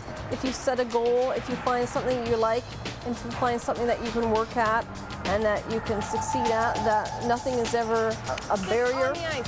It also obviously has to be a sport that you're suited to and that you can do, but if you work hard enough, you can certainly get to where you want to be. Thanks, Rob. Appreciate that. Thanks a lot. Great job, Karen, in your stripes and in the feature. When we come back, the sledge hockey game on right now, featuring the Paralympic champion Americans under Rick Middleton and Team Canada. They're scoreless now. Jeff Adams will hook up with the head coaches and give us the lowdown on that game next. Good, it's waved off. This is Bobby. Hey, Bobby, how you Welcome back to our 4th annual Hockey Day in Canada. This was the scene yesterday as we got to visit the high school. Of course, Don Les, a huge hit. He just finished his online chat. Kelly Rudy at cbc.ca if you want to chat with Kelly Rudy right now. We had a chance to answer some questions. Everybody wanted to know about Terry O'Reilly. That's Don telling the Terry O'Reilly story. And last night, nice banquet with Barney and Rose Tutu. Okay. Maybe filling in a little bit more on the emotional evening. I know Ken Dryden, when he spoke yesterday at the elementary school here, he was literally reduced to tears. That's how emotional this few days has been. Just a wonderful hockey atmosphere. Well, we're going back down to London to check in on the sledge hockey Battle of Titans. Canada, the reigning world champions, taking on Team USA, who are the Paralympic champions from Salt Lake City. And for more on that story, let's head down to Jeff Adams. Jeff. Thanks very much. We're back here at the Labatt Centre in London, where we just had a goal waved off by Canada. The score is still 0-0. I'm sitting on the bench with the two national team coaches. Hard to keep you guys sitting down. They want to get in the game. We won't keep you for long. Thanks for joining us. Rick, when you showed up at the Paralympics, you won it. People were wondering whether you were going to stick around. You're still here. What's keeping you? Well, I'm very interested in sticking around. It's just the politics of the game, I guess, until they figure out what they want to do. But I'm very interested in continuing going on as coach. What is it about this game? The passion of the players. You know, this is just like able-bodied hockey, basically college hockey without the red line. And I just love the guys who play the game. I think it's great. Coach Hambley, you're in a bit of a rebuilding phase. Very disappointing Paralympics. Tell us a little bit about the program. Well, I've just started with the coaching this year of the Team Canada, and we've brought in a lot of new young faces. We're a younger team. We're a faster team. We're working on developing our skill, and I think we're going to be a powerful team for a long time to come. Coach, you spent a long time with the Boston Bruins organization. You have a player named Fliss who has drawn some comparisons to another great Boston player. Tell us a little bit about working with these players with disabilities. Well, Sylvester went from forward back to defense a couple years ago, really worked on his game, and has really turned into probably the best player in the world right now. He showed that at the Paralympics, and you know, we're just happy to have him on the team. Unfortunately, he's not here today. You got a lot of your other superstars. Joe's here, Joe Howard, captain of the team. Kip St. Germain has been playing for many years. Jack Sanders, Chris Mans from Buffalo, and in the net, Pat Sapp and Manny Guerra from the Paralympic team. So we got 6 or 7 guys that were there in Salt Lake City. Coach, tell us a little bit about why we see some players sitting out on the ice here.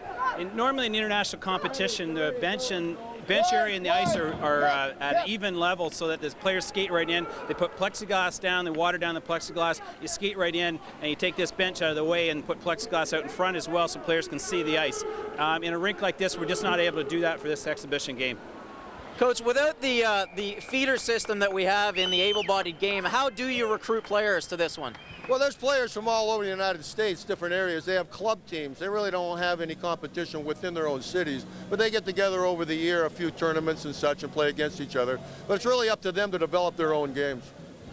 And tell us a little bit about the physical nature of this game. We've seen some tough hits out there for an exhibition game. It's a bit surprising. I think it'll surprise people, especially when the games mean an awful lot, how much body contact there is. The guys, you know, they just pound each other, and you're seeing that right now. Guys are getting hit really hard into the boards. They're not being hit into the glass where it gives a little bit, but they're being hit into the boards, and it hurts. I played this game as an able-bodied player for a number of years, and I tell you, you get pounded pretty hard. Coach, tell us a little bit about coming off of a Paralympic win. You're champions. How do you keep these guys motivated? Well, that's very difficult, I tell them, because, you know, it was kind of a secret. We never played against each other. I think we surprised a few people in Salt Lake City, but it's no surprise now. And, you know, it's always hard to repeat, so they've got even more pressure on them now than they did going into Salt Lake City. What's been changing with the Canadian program? What are you guys going to do to get back up on top? Well, like I said before, we're a younger team, we're a faster team. We're on the ice now every week. Before they were only on the ice for camps once a month. We're on the ice every week, working on our skills, pushing our conditioning. And then we've brought in an OHL head coach. Jeff Snyder's coaching with me. I've got another coach, Mark Gallant, so I've got a 3-coaching system. I just think that we've made so many right moves in the right direction that we're going to put Canada back on top for the Worlds. Talk to me a little bit about equipment, because from Nagano we had a non-reaction by the Canadians to a new rule allowing them to use more maneuverable sleds. Again, in Salt Lake City, a non-reaction to a new international rule allowing longer sticks. Are we getting back up on top of the technology of the sport? We're always, you know, on the weekly ice times, we're always testing out new equipment and seeing what's going to be a benefit for us. We have lengthened our stick a little bit. We're not going to the full length that's available to us. We just don't see it as an advantage right now, but we're trying stuff all the time, and if we think it's an advantage, we'll use it. All right. Well, hopefully we'll get every single advantage that we need. Thanks very much for joining us, guys. Back to you, Ron.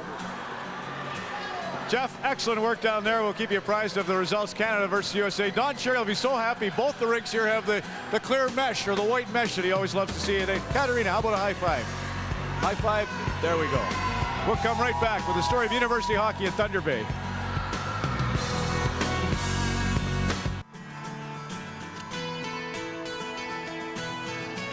We're about 2 hours away from heading off to Game 1 of our triple header, Montreal and Edmonton. Then it's Toronto and Ottawa. And, of course, Game 3 tonight comes from Calgary, where the Canucks are on the ice in anticipation of their clash with the Calgary Flames. Let's head out to Martine Geyer now with a star of Cranbrook, British Columbia hockey, and now a member of the Flames, Rob Niedermayer. Martine.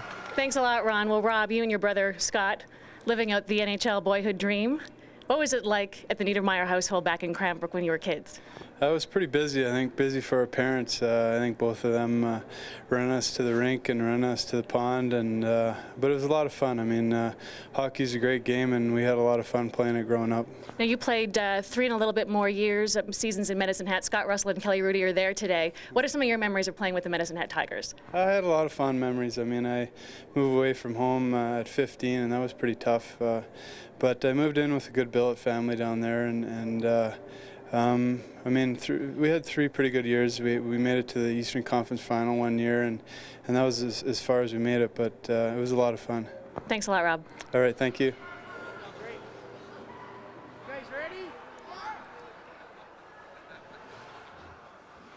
Martine Geyer in Calgary, back here at the Arctic Winter Games Arena, and Mike Courtney, one of our hosts for the last 2 days, and what a job you've done, Mike, although you were, I thought, a little sloppy on defense in our big game Thursday night. What do you expect? Wendell Clark took my clothes off on ice. What more could I ask for? It was brutal, wasn't it? Him and Steve Larmer's over here, yeah, and Steve, yeah. Oh, that was awesome. That was a great time. It's been a great weekend. Who's your crew here?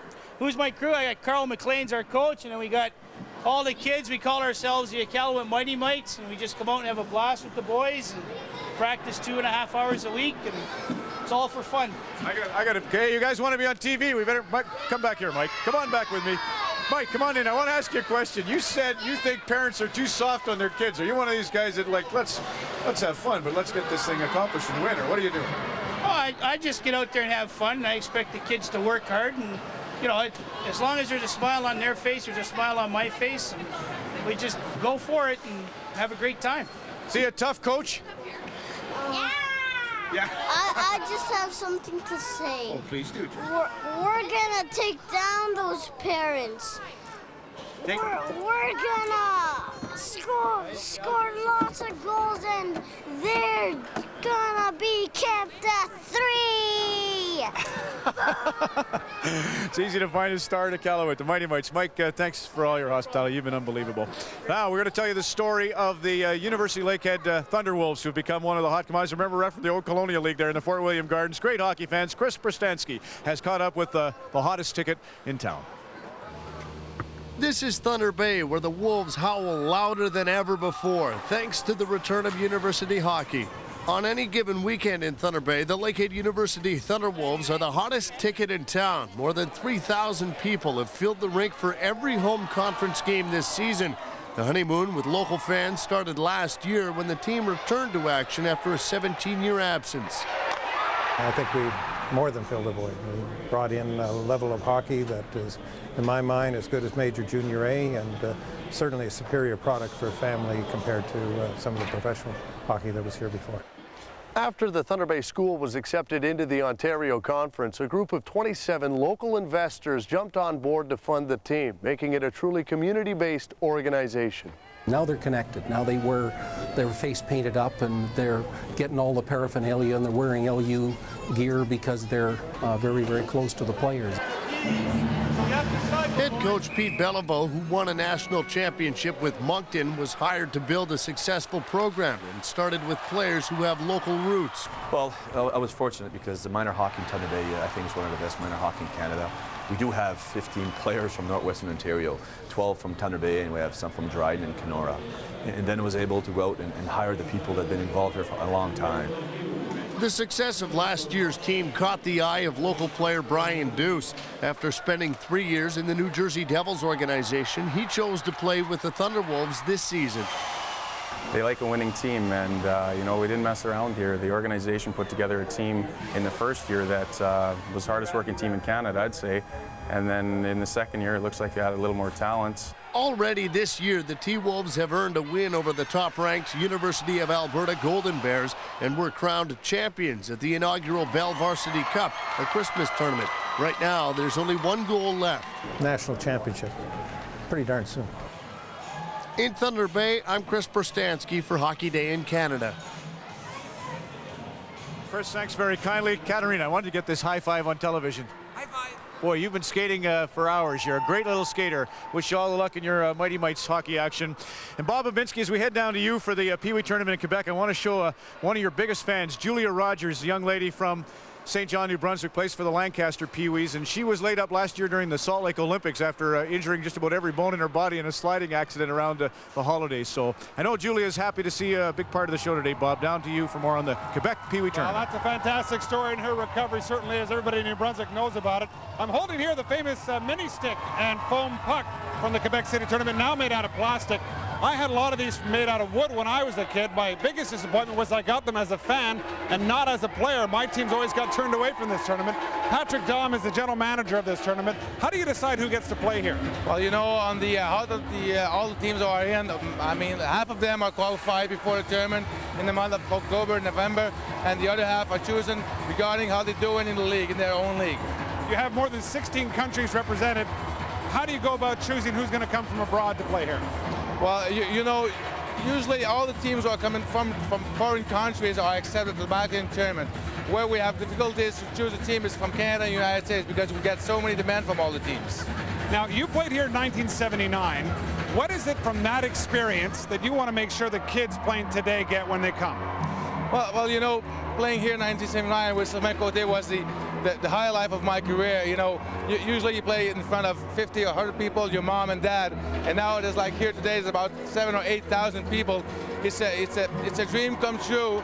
That's our own Stanley Cup. That's the NHL for us playing here, and it's a moment that you can share with your kids longer, you know, further in your life. It's just amazing. Patrick Dom, thank you very much. It's a pleasure. And that's it for Quebec City. We'll have more on Hockey Day in Canada after this break.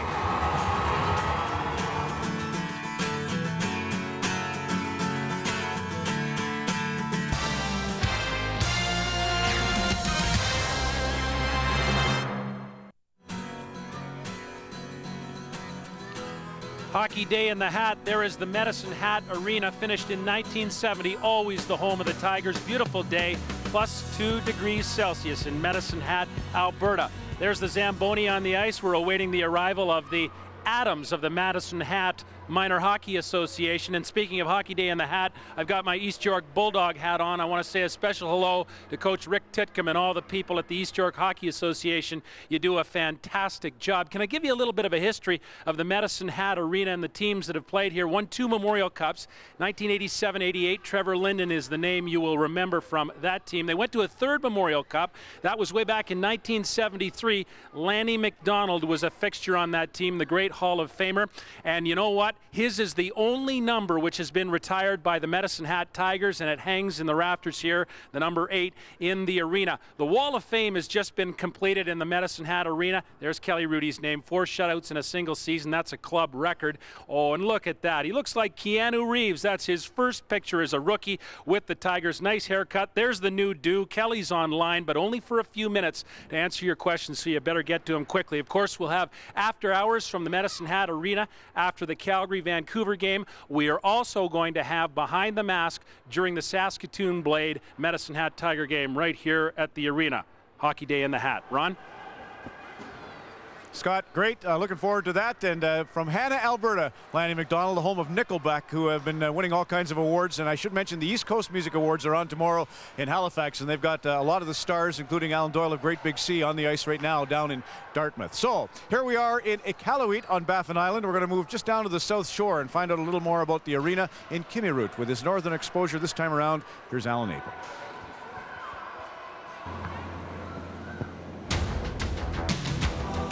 Just a half-hour flight from Iqaluit and a long, long way from anywhere else. It's a glorious day for hockey in the hamlet of Kimirut. In Nunavut, the communities are tiny, the distances are vast, and the obstacles are obvious. But the same equation holds true here as anywhere else in Canada. Kids plus ice equals joy.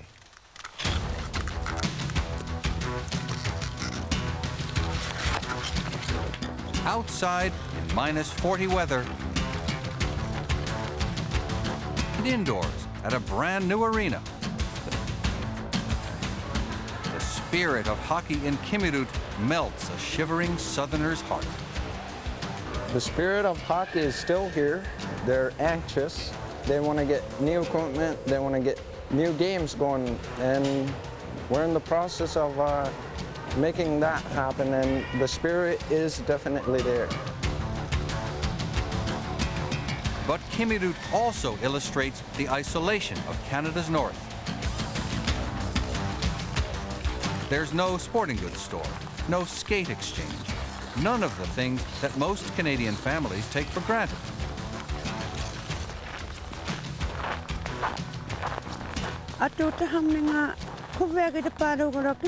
Many children want to play at the new arena, but they don't have the equipment. There's nothing to buy here. We need help to get equipment into the community.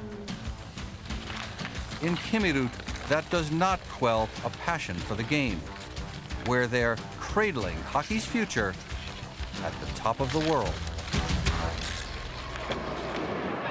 Back at the Arctic Winter Games Arena, I'm with Steve Larmer and Mike Gardner, and we'll hear from these men in just a second, but they're representing the NHL Goals and Dreams Fund, which has been unbelievable, $3 million a year that you've kicked back into hockey, anything from equipment to renovations to the arenas to Zambonis, and we want to tell one of the neat stories of the work that Mike and Steve and the NHLPA has done as we go to visit 3 of the great hockey towns in Saskatchewan. And we're in Lake Lenore doing a project where we gave them a little over $50,000 for boards and glass. Different communities, I think 4 or 5 in all that we're going to hit. How you doing? Good. You want me to sign something? Sure. There you go. Okay. Sure you can. Oh, thank you. There you go. Hey, the boards look good, eh, Devo? What's that? The boards look good. They look awesome. It's really a great program, and I say that because I am really here simply as a representative of the 700 plus players that play in the NHL because they can't be here themselves. Our favorite guys here, Garth Brooks. When you take hockey and you put it at the center of a community, which it is here and which it is in a lot of other places, what that does is it shows us just how important hockey is and what a central location the arena is in small towns across Canada. All right. Garth, Chaser, you got a second? guys. Are you guys done yet? Yeah, they're finished with me. One second here. Of gravel. The Goals and Dreams and NHL Players Association made this a reality for us because certainly we couldn't have done it without their contribution. It was huge. The amount of money they gave us is a lot of bake sales in a small town like this, and otherwise wouldn't have been feasible. And there's just no way we would have been able to get it done.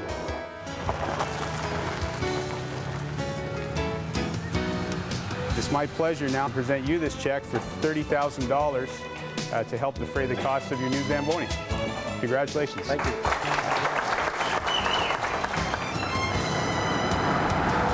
Really, the idea is to do exactly what our mission statement is, and that's to assist in developing hockey at the grassroots level around the world.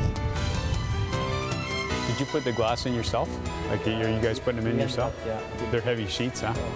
They're really heavy. Anytime that we can come in and help communities get to the position where they can have hockey for a little longer and that the hockey can be a little bit better.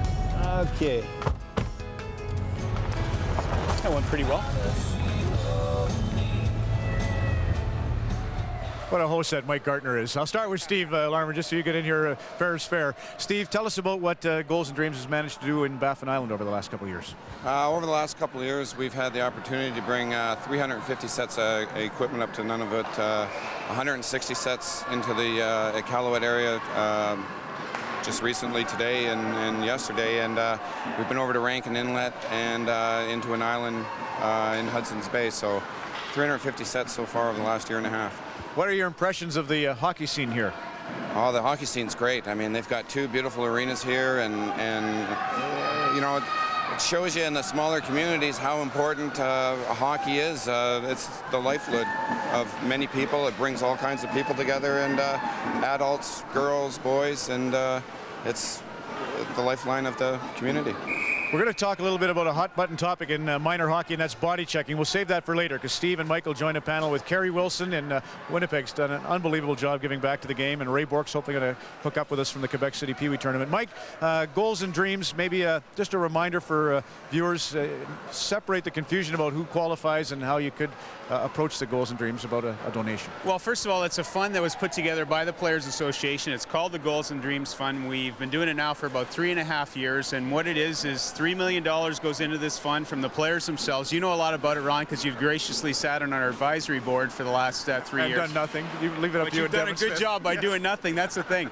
And we get applications from all over the world and all across Canada especially for programs, like whether it be an arena program, whether it be helping with glass and boards, whether it be helping by ice resurfacers, or in this case, by getting equipment. And we provided 160 sets of equipment here. And if anybody wants to apply, they just go onto our website at nhlba.com, hit the Goals and Dreams button, and it gives you all the information that you need. And I'd love to hear your thoughts on Iqaluit. Well, I mean, it's terrific. The people in Iqaluit are unbelievable. They are friendly. The kids are polite. When we did some school visits, and the kids were all very polite. They asked great questions. They're just real down-to-earth Canadian folk, and we all know about Canadian folk. We've been across the country, and that's what this day's about. And they're just really terrific people, and I love it up here. It's a little cold, but I love it. Yeah, we wish we're inside the rink. We lasted about 25 minutes outside the arena. Okay, gentlemen, we'll catch up with you a little bit later. I know Wendell's down in the skates too to skate with a few of the guys here. And as we go to break, we want to show one letter of thanks. We're way too far from a TV set to read this ourselves, but I know the good folks in Newfoundland, in one pocket of Newfoundland, you've made a huge donation, and they're really grateful and wanted to pass along our thanks to the NHL Players Association Goals and Dreams Fund. 4th annual Hockey Day in Canada from Iqaluit and Points Beyond continues in a moment. Tuesday on Marketplace, hockey school ripoff. A lot of kids signed up for this camp, and they're all getting let down. I'm not sure the authorities think it's a business. It's big business, and no one's keeping score. Then, on Disclosure, Halifax's dirty little secret. We discovered standing room only for bacteria. A harbor full of sewage and a cleanup fund down the drain. Halifax has not spent a penny of that money on real cleanup. Marketplace at 8:30, CBC News Disclosure at 9.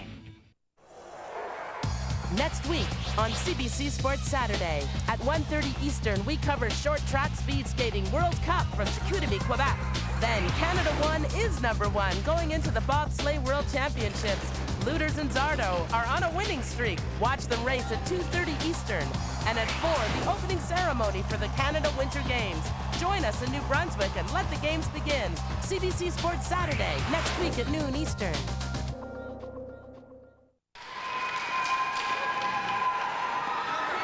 Well, the Mighty Mites are just heading off. We missed your cheer. Tyler, here. High five. At least I'll get that much. Good boy. Great game by the Mighty Mites. Again, to Mike Courtney and all his gang. We'll have the Pee-wees coming up. We have a senior game happening here in Iqaluit. More on that a little later on. Right now, we're going to shift gears. I know Bob Murdoch, former Flame. Who's right beside me? Nobody. No, I thought maybe we had a treat. Get in there. I'd love to see a smile. Adds to that face value. Bob Murdoch, former coach in the National Hockey League and player, of course. He's up in Lake of the Woods in Kenora and said they've created a new Boxing Day tournament that's all the rage. Over in Saskatoon, the tournament of the year is always the Christmas Eve Gala. And what an effort the guys make to come and participate in that with their story. We go now to Chris Epp. Well, tell me that. Yeah. It's Christmas Eve in Saskatoon, and a group of young men has opted for stick blades over sleigh bells. If Christmas is a time for family, these hockey players have a broad sense of the word. It's a reunion game for the guys in the neighborhood, and it's become an annual tradition. We call it the Christmas Eve Cup. We started this thing in 1990, and 13 years later we have 42 guys out that we grew up with, and full-on tournament. Ski over on this rink over here. They take it pretty seriously. They hold a draft, keep annual statistics, and fight to win the prized milk jug. We decided we needed a trophy for our event, so we thought we'd paint it silver and write all the names on it, just like the Stanley Cup. It's the quest for the Christmas Eve Cup that keeps bringing players back. Most of them don't live here anymore. I drive back at midnight to Regina, about a 2.5-hour drive every year. And then last year, my family was having Christmas in Calgary, so at about midnight I hopped in the car and drove 600 kilometers back to Calgary. Brad Mitchell needed more than a car to get to the game this year. He was vacationing in Asia and cut his trip short to make the tournament. Could have gone to India. It was right there. It was right across the border from me, but this game was very important to me. It's important to this neighborhood, where a hockey game has become one more reason to come home for Christmas. You look at these young guys, and this is their family in many respects. They've all grown up with one another. A lot of people think, why would you play hockey on Christmas Eve? I ask, why wouldn't you? Thanks, boys, you deserve it. The cup is hoisted in the air for the 13th time, and the players promise to meet again next year. When they put the sticks away on this Saskatchewan rink, it means Christmas morning is just a few hours away. In Saskatoon, I'm Chris F. Just had a nice picture here with Mikey up in Iqaluit, and congratulations to all the organizers of the Christmas Eve Cup in Saskatoon.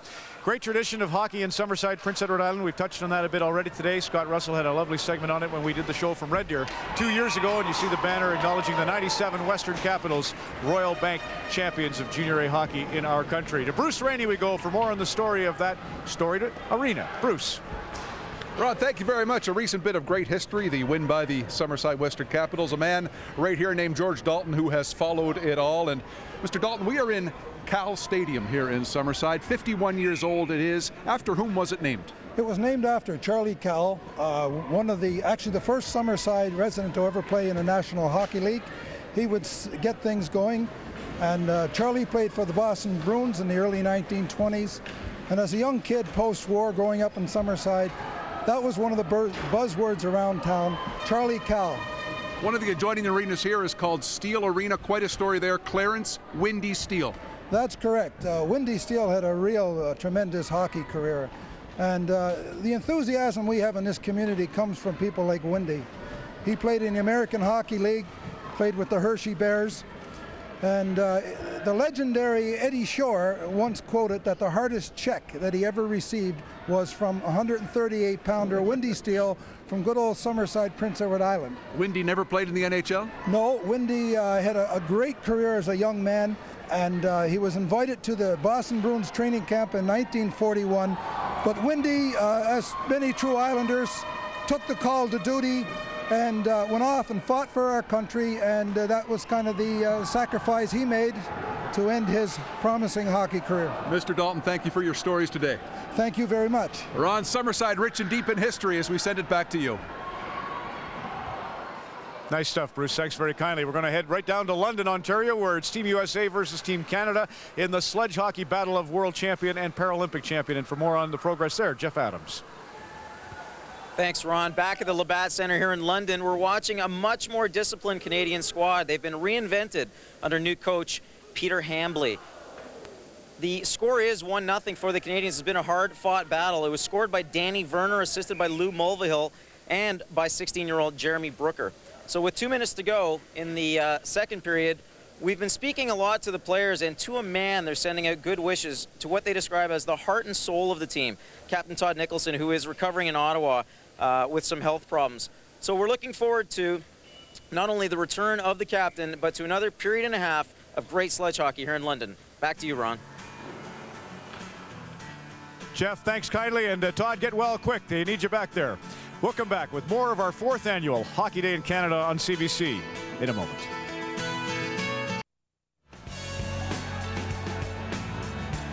Welcome back to Hockey Day in Canada. We're just about an hour away from Game 1 of our triple header as the Montreal Canadiens play the Edmonton Oilers. Well, you know there are a lot of great hockey schools around the country, and most have been dedicated to boys and men's hockey, but there's a new movement afoot in southern Alberta to try and establish a hockey academy for girls/women. And with that story on this age 14 to 17 category that's just booming, here's Doug Dirks. Warner, Alberta. Population 350. A small prairie town with a big dream.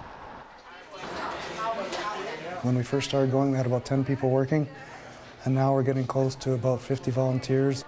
Mark Lowe is principal of the Warner School. He wants to turn it into a hockey academy for girls aged 14 to 17. Boys hockey, there seems to be a lot of opportunity out there, and girls hockey just doesn't have quite the same opportunity out there yet, so it seemed like the best fit to go after a women's hockey program. The community has been kicking the idea around for more than a decade, but it finally took flight about 18 months ago. The Warner Arena was recently renovated to the tune of $500,000. This as women's hockey is booming across Canada. I graduated from this school. I believe in rural education and the opportunities that are available for students there. It's an ambitious proposal. Warner is a 3-hour drive south of Calgary, within shouting distance of the U.S. border. The Warner Hockey School has been holding a series of fundraisers, but it will still cost students about $12,000 a year. Carly Philpott is Director of Hockey Operations. You'd think that most of the girls would come from the bigger centers, but we've had interest from all over the place. And there's girls, you find them from the tiniest little town to a big city as well. The challenge is to capitalize on that interest. Just 2 girls have applied for the program next year, but the school is confident many more will sign up in the spring. I used to stay in Saskatchewan to play hockey, but it's too far. I got lonesome, so I figured this will be closer from home. I think there's a lot of kids that don't want to leave home at such a young age, and so if they can stay in a smaller community, I think it's a very positive thing. The Warner Hockey School plans to ice its first team next fall, proving that big dreams can come true in small towns. For Hockey Day in Canada, I'm Doug Dirks in Warner, Alberta. Doug, thanks a lot for that. Joanna, was great to interview Don Cherry and me on her CBC morning radio program in Iqaluit. Wait, I'm not ready. Well, you have to be. Get that thing recording. This is for your Monday show. I just wanted to wish you a happy Valentine's. Oh, thank you very much. Yes. How's it going? Great. Phenomenal time here, as you know. We got a good crowd at the Arctic Winter Games Arena, and I've told security to strengthen itself for Don's arrival here in about a half an hour, so I hope they give him a rough time coming through. I think that's why everybody's coming here. Not for us, but for Don. But you guys look absolutely wonderful on TV. Hi, Canada. Now, backyard rinks. We showed you the 5 first winners of our competition. Here are the other 5 who made it as winners on our Hockey Day in Canada backyard rink competition. 5 more finalists on the way to 1 winner. Could it be the Wells who made the most of their wide open spaces? To the Gaudettes for taking delivery of a whole lot of lumber shiny and new. Some, like Craig Jenkins, have the love and patience to flood to perfection. But like this rink, it must maximize space, however limited. And the La Prairie family, who waited months to play in a backyard that is nothing but rink. We salute you all, but which is the best on Hockey Day? Were you happy about that? Back on Hockey Day in Canada, and one thing that may come out of our feature on Baffin Island today is increased tourism. It's just such a spectacular part of the world to come and do fishing trips or just enjoy the hospitality of the various towns on the island. This is Arctic Bay. A year ago, I was with 1 Air Movement Squadron of the Canadian Armed Forces, and we ended up going into Nunavut into Arctic Bay, and this game was actually shot a little earlier in the year, but they have a great hockey crowd. I remember a young man named Alan with his Montreal Canadiens cards and pictures collection. I mentioned Rex Willie earlier, who gave me the shirt, which is an Arctic Bay hockey sweater. It's the northernmost rink in the country, and what a town up there on the Admiralty Inlet on the northwest corner of Baffin Island. You want to know what inspired Bob Cole's love affair of the game? Alec Faulkner. Peter Rutgazer has his story now from Harbour Grace. This is the capital of Newfoundland, a rugged province that's rich in character. Something that's evident in the NHL players who come from here, like Brad Brown, Darren Langdon, and Danny Cleary. 3 players who owe a lot to a man who first showed the way more than 40 years ago. This is Signal Hill in St. John's. This is where Marconi made history by producing the first ever wireless transmission. Now, St. John's is also the home to another trailblazer. His name is Alex Faulkner. The Bishop Falls, Newfoundland native played 8 seasons of professional hockey, including 101 games in the NHL with both the Toronto Maple Leafs and the Detroit Red Wings. Now, what makes him a trailblazer is the fact that he was the first Newfoundlander to ever play in the National Hockey League. So this picture right here, Alex, the Detroit Red Wings picture, you in the middle there. Who are the 2 gentlemen? Number 20 we can't quite see, and then the gentleman behind you. The guy on the left is Vic Stasic. He's from Lethbridge, Alberta. And this guy, 20, is Parker McDonald. He's from Nova Scotia. Before making it to the NHL, Faulkner made a name for himself playing with his brother George in the old Newfoundland Senior Hockey League. He was with Harbour Grace in the late 50s when a legendary Maple Leaf spotted him. King Clancy. He came to see Meeker in St. John's, and I was playing, our team from Harbour Grace was playing in St. John's. And when he went back to the mainland, I got a call, George got a call. They wanted both of us to go back. George wouldn't, but he talked me into going back, and I ended up in Rochester for a year and a half. Faulkner was called up by the Leafs in 1961-62. It was a game against the Habs at the Montreal Forum. It would mark the first time a Newfoundlander would participate in a National Hockey League contest. Now, I wasn't there to play a regular shift. They had 4 centermen, and one of them was hurt. And so, and by the way, Sheevers came up that same night to stand by, because Sheevers was playing in Rochester with me at the time, or I was playing with him. So we both went up, and I got a couple of shifts, that's all, because I wasn't there to play regular, but it made some history. Faulkner only played 1 game for the Leafs before being acquired by the Detroit Red Wings. He played 100 games in the Motor City.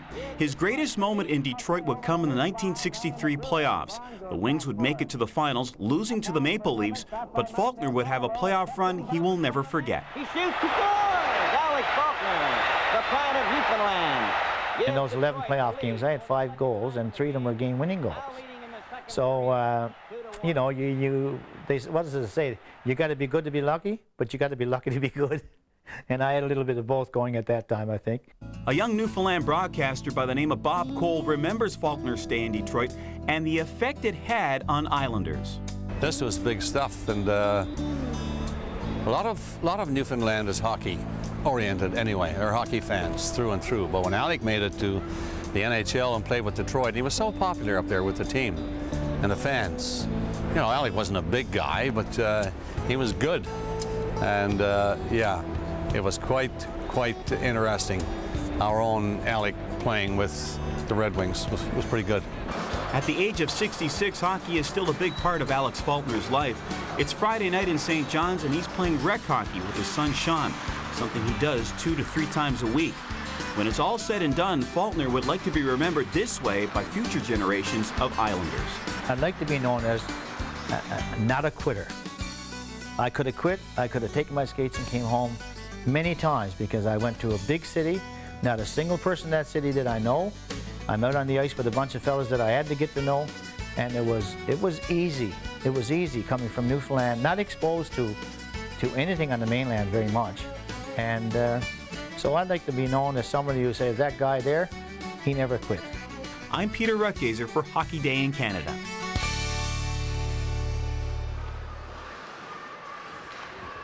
So we've been to Arctic Bay, the northernmost arena. We've been out to Signal Hill and St. John's, Newfoundland for the eastern part of the story. And now we head west to Port Alberni, and there's Rick Clough. Rick. Ron, I'm here with Rick Hillier, who's the coach of the Alberni Valley Bulldogs, the junior A team that's based here. And Rick, this is a perfect example of a team that came to a community who built this beautiful facility on faith alone. They built it before they knew the team was coming. And since you've been here, it's been a love affair. Well, it's been a tremendous experience for us. I mean, the support we've received from the community is just second to none. I mean, it's almost overwhelming at times. You know, the people here in town support everything from hockey to soccer to baseball to any sport and any arts that you can imagine. And they're proud people, proud of their community, and it certainly shows. People recognize the name. It used to be the Burnaby Bulldogs, but in Burnaby a year ago, you had trouble drawing any crowds, and now got another sellout against Penticton tonight. Well, yeah, it's been great that way, and you know, like you say, if they build it, they will come, and they certainly have. And you know, our organization is built on people that have a love and a passion for the game, and to be able to share that with 1,800 people on a Saturday night in small town Canada is an awesome experience. Similarly, this team has given back to the community. What do you think your team has meant to the community of Port Alberni? Well, I think it's, you know, it's brought a certain amount of it together again. You know, I talk to people that come to games that haven't seen some of their buddies from high school in 5 or 6 years, and you know, they're up in the beer garden having a pop together and discussing old times, and you know, it's been a great social event. And you know, anytime you got 1,000 people leaving a building or 1,500 on a Saturday night, you know, maybe they're going to stop at a restaurant or a pub, and I think it's brought the town together a little bit too. All those people in this community run with videotape recorders so they can watch you and Don Cherry while they're here at the game. Excellent, Rick. Grapes is about 25 minutes away, and they got a huge gathering in the lobby here of the Arctic Winter Games Arena. As you see, a spectacular day, a little bit of a breeze, minus 30 degrees, but just what a reception. And here you have a game down at the far end. The luckiest guy, though, or it looks like a young lady playing net here in the Pee Wee game, and Ken Dryden providing some personal tips on how to get the job done. Now, we've been to 3 points of the country. Where do you think the southernmost arena in Canada is? We're going down to the Windsor, Point Pelee area. Harrow, Ontario is the home of the southernmost arena. It's actually south of the northern tip of Northern California, and they have big celebrations on in Harrow as well. on Hockey Day in Canada. Welcome to Harrow, Ontario. Population 3,000.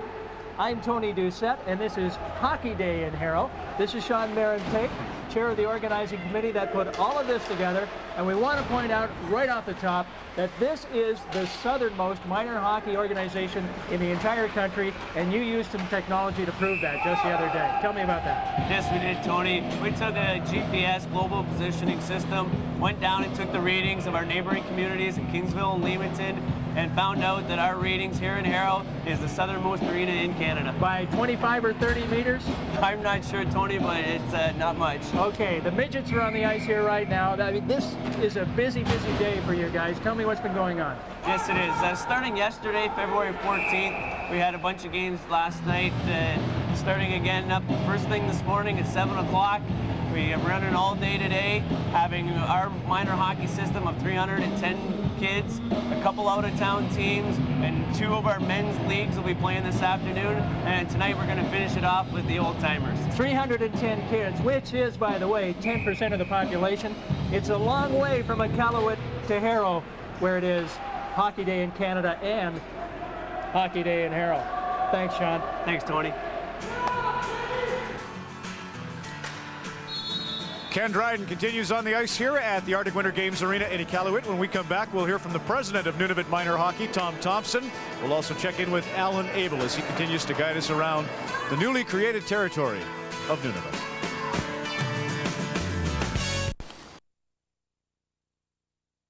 Welcome back to Hockey Day in Canada. There is one road leading out of Iqaluit, but it's called the Road to Nowhere. This is really your only means of getting in and out of town. Until 1942, the Iqaluit region was really the domain strictly of the Inuit. But in 1942, the U.S. military came here and established that massive runway. It was actually a base that would provide a number of functions. One was a refueling stop for the aircraft that would land here, move on to Greenland, Iceland, and ultimately service overseas. It would also be a great location for a military base to station the nuclear bombers, which would serve as a threat to Russia.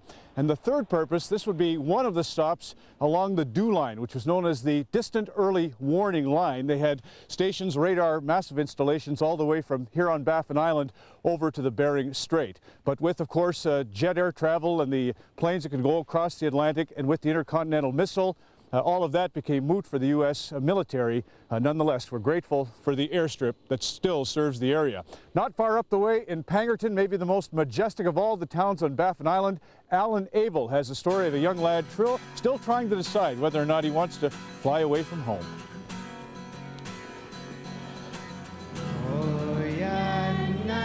We're flying over an icescape of magnificent desolation to a tiny town on the shores of a frozen bay. This is Pangnirtung on Baffin Island, perhaps the most beautiful of all the Arctic hamlets. It's a place that's easy enough to leave, but impossible to forget.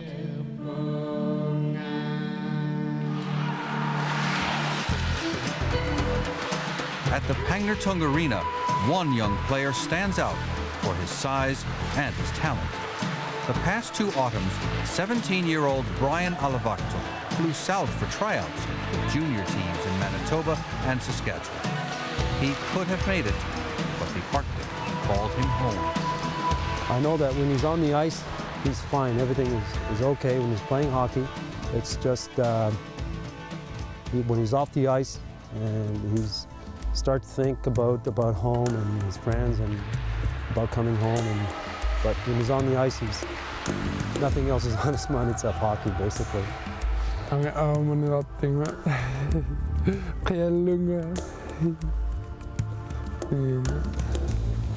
Hockey is deeply rooted in the Pangnirtung permafrost. The local boys have their heroes.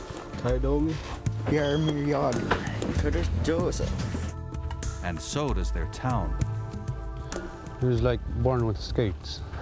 He's the size of Eric Lindros. Brian is a very well talented hockey player. And everybody's proud of him. Back on home ice, Brian Alberni skates through another Arctic season. next year they'll try again.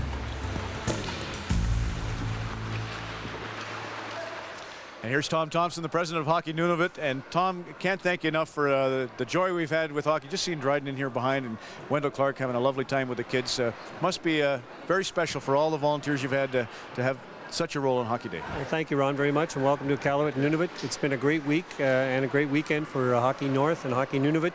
We're happy to have Hockey Night in Canada here, and thanks to all the volunteers who've made this weekend all possible. Yeah, we are too. How about the biggest challenges? Seems like a roaring success. I know watching on Thursday, the Bantam Midget group was probably one of the things that caught my eye. Great skill level, but you can't have an individual midget or individual Bantam team. So tell me about the challenges there. Well, first of all, the largest geographic area in the country, 26 communities over 3 time zones. That's very tough, but we're happy to announce we have over 2,000 players, coaches, and officials registered this year. That's our highest registration ever. Getting them all together, obviously, to play is impossible with the travel costs. So we work around the old CHA notion of 3 practices to 1 game ratio, and the kids really develop a lot of skills.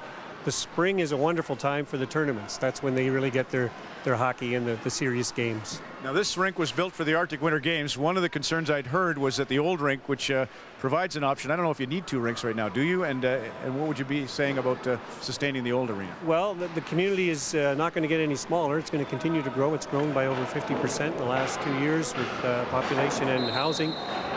There's going to be a need down the road for that arena to remain open. The municipality is willing to discuss organizations with sponsorships, and we're looking for some corporate sponsors to keep it open permanently. How about the one concern you always have is that this doesn't become just a project for government or a project for people who are moving into the area. How's been the Inuit involvement in our minor hockey program in Iqaluit? Very big and starting to grow. As I said, we've got over 2,000 registered participants this year, which is our highest ever. The communities are catching on to the notion that they recognize it's impossible for us to get out every year to every community to do some developmental opportunities for the kids, but we're going to get up a cycle and a schedule of events where everybody will be able to participate.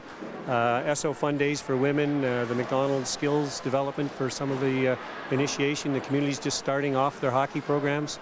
And then, of course, for some of our elite players, we've been invited down to the Atlantic Junior C Championship in Yarmouth in April, and we're happy to announce that Team Nunavut will be going there with the Junior C team to play against the Maritime players. Well, it's fantastic. I can't say enough about the skill level and the atmosphere within the rink, so you deserve a lot of credit. Well done. Thank you very much, and welcome to Iqaluit, and have a great week. Sure will. Sure have, in fact, and we have another day ahead of us, so even the flights are fun. Grapes said, geez, only 3 hours up of Ottawa, and it's a pleasure to fly regardless of the airline you choose. Now, in Yellowknife, which of course is in Northwest Territory, they too are celebrating here Hockey Day in Canada.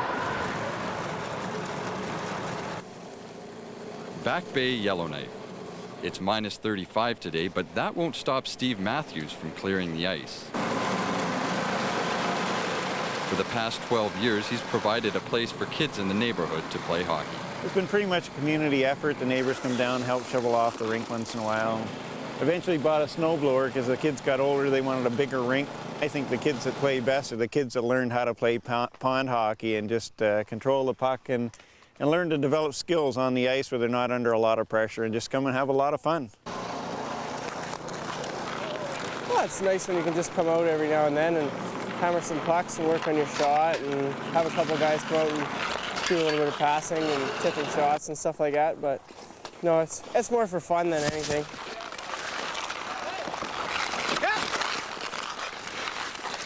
One sentence to describe hockey. Probably the greatest game on earth.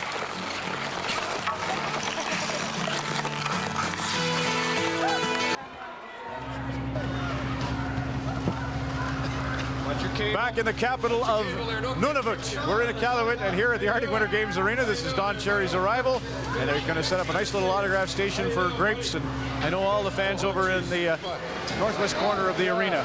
Really excited to see Don, who will do a Coach's Corner live into our Toronto auto. Don is coming here, yes, I'm afraid so. We picked this spot because there's plenty of headroom. He was all excited by the Ravens. I tried to show him the Canadian Inuit dogs, and all he could talk about were the Ravens because they got big heads. He loved the big heads. I guess it takes one to appreciate one, right? Is he what? Is he going here? Yes, he's going to do his Coach's Corner right there. That's something. Hey, can he sign mine? He can sign yours. Picture Brian McCabe, by the way. Brian, you'd be happy to know that. And he'll sign your Colorado Avalanche, too. let's head back down to Toronto. We're going to have a neat story about Swansea Arena and their league in a moment. But first, Joseph Motiki of POV. Hockey Day rages on. Hope you're enjoying it wherever you are. You saw me a little bit earlier on the island. Somebody was saying, Joe, I've never seen you so stiff. It's minus 30 degrees. If I'm not stiff, then what can I tell you? We are here, City of Toronto, Elm Bank, and we're enjoying some fun here with hockey in the neighborhood. Don Boyle, City of Toronto, Director of Parks and Rec. We are bringing all kinds of different kids together and everything. Tell us a little bit about the program. It's a great program. It's a 10-week program called Hockey in the Neighborhood, and it brings the sport of hockey to culturally diverse communities within the City of Toronto. We typically wouldn't be involved in hockey. The equipment's donated. Maple Leaf Sports Entertainment, Ken Dryden's a great supporter of the program. And kids, after 10 weeks, they're playing the game. They're excited. Yeah, well, they're better than me. I'm 30 years old and stuff like that, man, and I still can't skate very well. It's crazy. What's the most satisfying thing about the program? What's the one thing you really just loved about it? I think it's just the fact that they haven't had the opportunity to come in here, get all dressed, and their parents are excited because they can participate in a national sport. And we have a lot of kids that go on to play in major leagues. Yeah, NHL bound. There are players at a Regent Park Community Center in Toronto playing the NHL. That's right. You know what? They're coming from Parkdale. They're coming from Regent. They're urban communities. I'm telling you, if it's about Hockey Day, it's all about this. Enjoy it, Canada, wherever you are. Hockey Day, baby. Flag Day in Canada. This is the day 38 years ago Canada's Maple Leaf was raised on the Peace Tower in Ottawa. We'll fill you in with some footage of that a little bit later on in our broadcast. But the true fabric we all know of hockey is the way that the governments help us out. Let's hope. With the story of the Swansea Big League down in Toronto, Ontario, and some rippling effects of a government decision, Mark Lee, and some real hockey. The town hall still stands, a landmark of the quaint village swallowed by urban amalgamation years ago. But here in Swansea, surrounded by Toronto's West End, the heartbeat of this village still drums. $1 million properties, mixed with middle-class and social housing, have been galvanized into a fiercely proud and independent community that rallies around its hockey rink. Pat, how's the Zamboni working tonight? I think you have people from all different walks down here. You've got kids of all different sizes and descriptions. It's just a great melting pot, and a lot of volunteers that make it work. Here we go, Elliot, right here. Come on, buddy. There you go, good pass. You're on your way. There you go, right in on goal. Even in the big city, hockey thrives in a bygone era. This is Swansea's Rennie Park, and its outdoor rink is a jewel. This is the tie that binds this tightly knit community. It's a place where kids of all walks of life can come and play hockey and leave their addresses at the door. As far as diversity, I know we have underprivileged kids. We support them. We have a slush fund set up to cover them to play. We have deals in place with our sponsors that equip them from head to toe, so everybody gets to play. More than 500 kids play in the Swansea Hockey Association, the largest non-profit outdoor hockey league in North America. They brave the cold and they thrive in an atmosphere of encouragement and fair play. The other team just kind of passed it to me, so I scored. And I haven't scored really ever in my life, so it's really cool. If you play outdoors, you get fresh air. They have good referees, you get to practice your hockey. Great sportsmanship, no contact. Lots of fun. Tim Flood used to play in these games. Now he's a coach, and his son plays. This hockey tradition has spanned the generations. The generation rolls over, so I have my kids in it. I know there's referees that used to play down here. Actually, one of the coaches, two of the coaches down here now still coached when I was 3. So that's kind of nice to still see them, and they're coaching my kids now. So they just keep coming back. And everyone is welcome for only $70 a season. For Rose Mello, raising 2 boys on a budget, this league makes hockey affordable. Playing outdoor hockey in Swansea every winter is great because it's affordable for me and my kids. It gives us money to put money into something else, or even if we can donate a little into the league. And we come down there, we have a great time. My kids learn hockey skills, and what more can I say? But Swansea's hockey haven is threatened. The City of Toronto plans to charge a minimum of $65 an hour for the right to use the outdoor ice next year. That would almost certainly double the cost. And we said, that's great, that's adults, that's not a problem. But when you start talking about charging children to use a public facility, like this, $65 an hour, is, when you divide it amongst the cost to play down here, would be totally unreasonable. In the meantime, one of Toronto's coldest winters in recent memory is making for a great season in Swansea. If politicians and parents can make it work, the tradition will continue for generations to come. All right, Mel Lastman, as your outgoing job there with the Mayoralty in Toronto, get that solved, will you? David Buzenko joins us now from TO, and David's done a nice job of helping to promote how parents can be a part of our game, both moms and dads. And David, maybe explain a little bit what your motivation was to get involved in the hockey scene and to try and create an important message for adults. Thanks, Ron, for having me here today. The reason why I guess we started this program 2 years ago was because when I became a proud hockey parent myself 2 years ago, my son started playing hockey. Really the image of hockey parents seemed to be a little bit tarnished, and I thought what better opportunity than to try to create a program that would improve the image of hockey parents across Canada, because I think the proud hockey parents, or the proud hockey moms and dads across Canada really do a great job for the most part, and I think that there's an opportunity here for us to, I guess, create a program where moms and dads out there can feel good about what they're doing. And our whole program really is based on the fact that proud hockey moms and dads put the needs of kids first. That's the most important message. So what is your... Sorry to interrupt there. What is your solution? What have you done aggressively to try and make a change? Well, the thing that we've done, Ron, I guess, is that we've put this image out there, and we've put the suggestion, this notion to parents that, you know what, you've got to actually be accountable for your actions out there.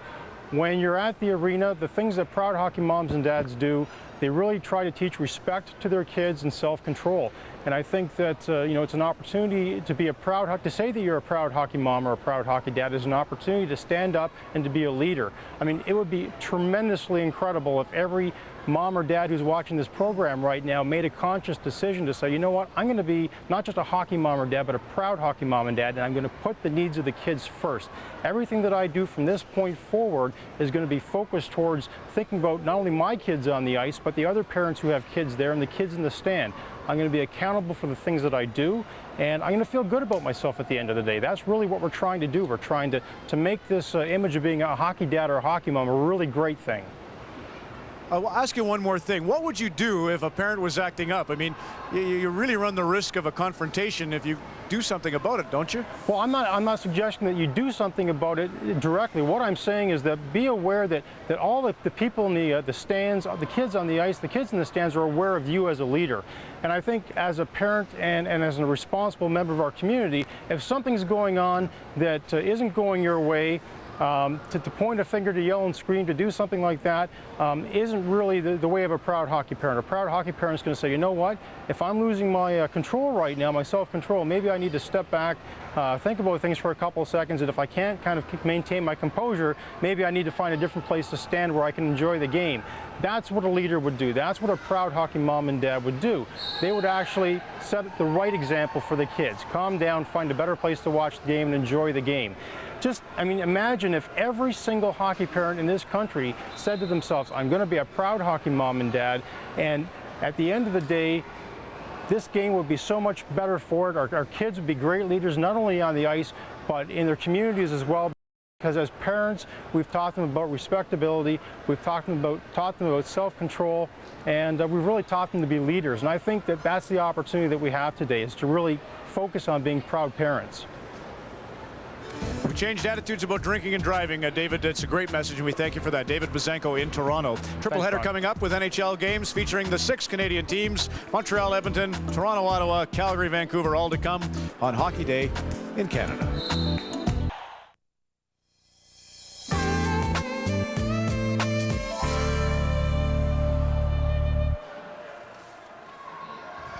Back on Hockey Day in Canada, and we have 6 hub cities outside of Iqaluit. We want to go right around the horn, and we'll start in Port Alberni for an update. There's Rick Clough. Rick? And Ron, we're continuing with our Valentine Day midget and bantam tournament here, and the crowd just gone home happy after the Alberni Valley Midgets beat Campbell River by a score of 5-2. Tonight, of course, though, they're hoping to celebrate Hockey Day in Canada with a big victory by their beloved Bulldogs. Home after 7 games on the road. They're playing the Penticton Panthers tonight. They're in a very tight BCHL playoff race. So there'll be a lot of folks here. All 1,812 seats are sold. It's a total sellout. So let's head east now over the Rockies to Medicine Hat. It's Scott Russell. Hello, Cluffer, and there's major action going on right now. The Medicine Hat Minor Hockey Association features the Dietz Construction Senators in the white against the Medicine Hat News Hawks. They're in the black. Right now, the home team, that's the Senators, has a 5-2 lead. But I want to show you a special guy here who has great ambitions, and he plays for the Senators team. Wearing number 2, there is Chris Schaefer. He's the goalie. Got a great goals against average. Kelly Rudy, by the way, first year here with the Tigers, goals against 6.17. We're back in Medicine Hat later tonight. Let's go to Brenda Irving in New Liskeard, Ontario. Well, Scott, on the ice right now are 45 players going through one of the ultra skills drills. Now, this is designed to teach the kids all about puck control. This is one of their favorites. Now, one of the most successful players ever to come out of this area was former NHLer Wilf Paymont. Now, the Ultra Skills program may have something to do with developing the next NHLer to come out of this area, and who knows, the future Wilf Paymont may be out on this ice surface right now. Now, let's head down south to Jeff Adams in London, Ontario. Thanks, Brenda. Welcome back to the Labatt Centre the day after Valentine's, but lots of love left in London. The Sledge hockey players showing their passion for the games. The Americans just getting off the ice after a 4-0 loss to the Canadians, who came out on top in a shutout for goalie Paul Rosen. Lots of good stuff left here in London. The Western Mustang alumni going up against the London Knights alumni, the ex-NHLers versus the Western Mustang men's and women's. So lots left here in London. Over to Bob Babinski in Quebec.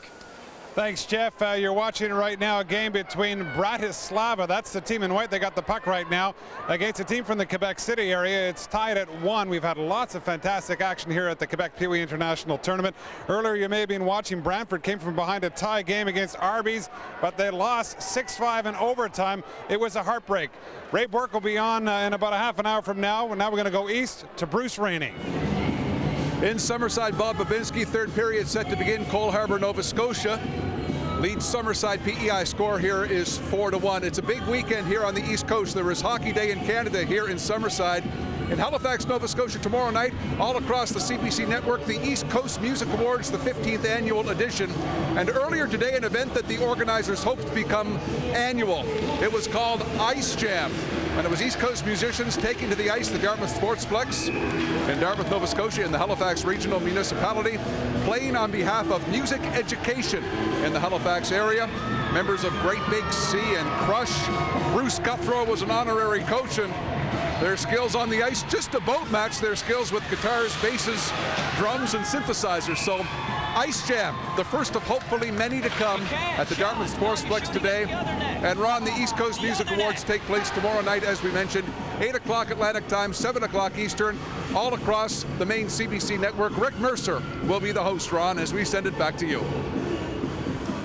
Well, Bruce, I know the Great Big Sea is looking for a guitar player, and I can't wait. Rick Mercer hosting, as you say. It's going to be a wonderful show tomorrow night in Halifax. And Jim Cuddy of Blue Rodeo. Jim's a great hockey player. So is Greg Keeler, the other lead singer of the band. Greg was a goalie, but Jim says whenever they go into an arena to play, first thing to do is say, how's the sound? And the second thing they ask is, how's the ice? So musicians and hockey. I've always said Canada does something better than anyone else in the world. That's hockey and rock.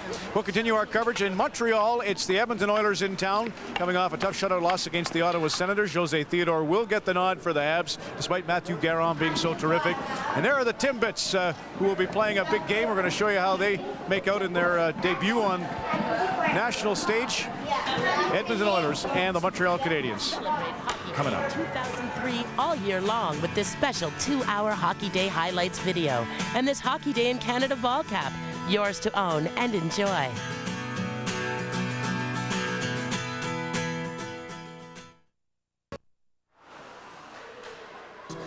It is the wind of God that dries my vain regretful tears.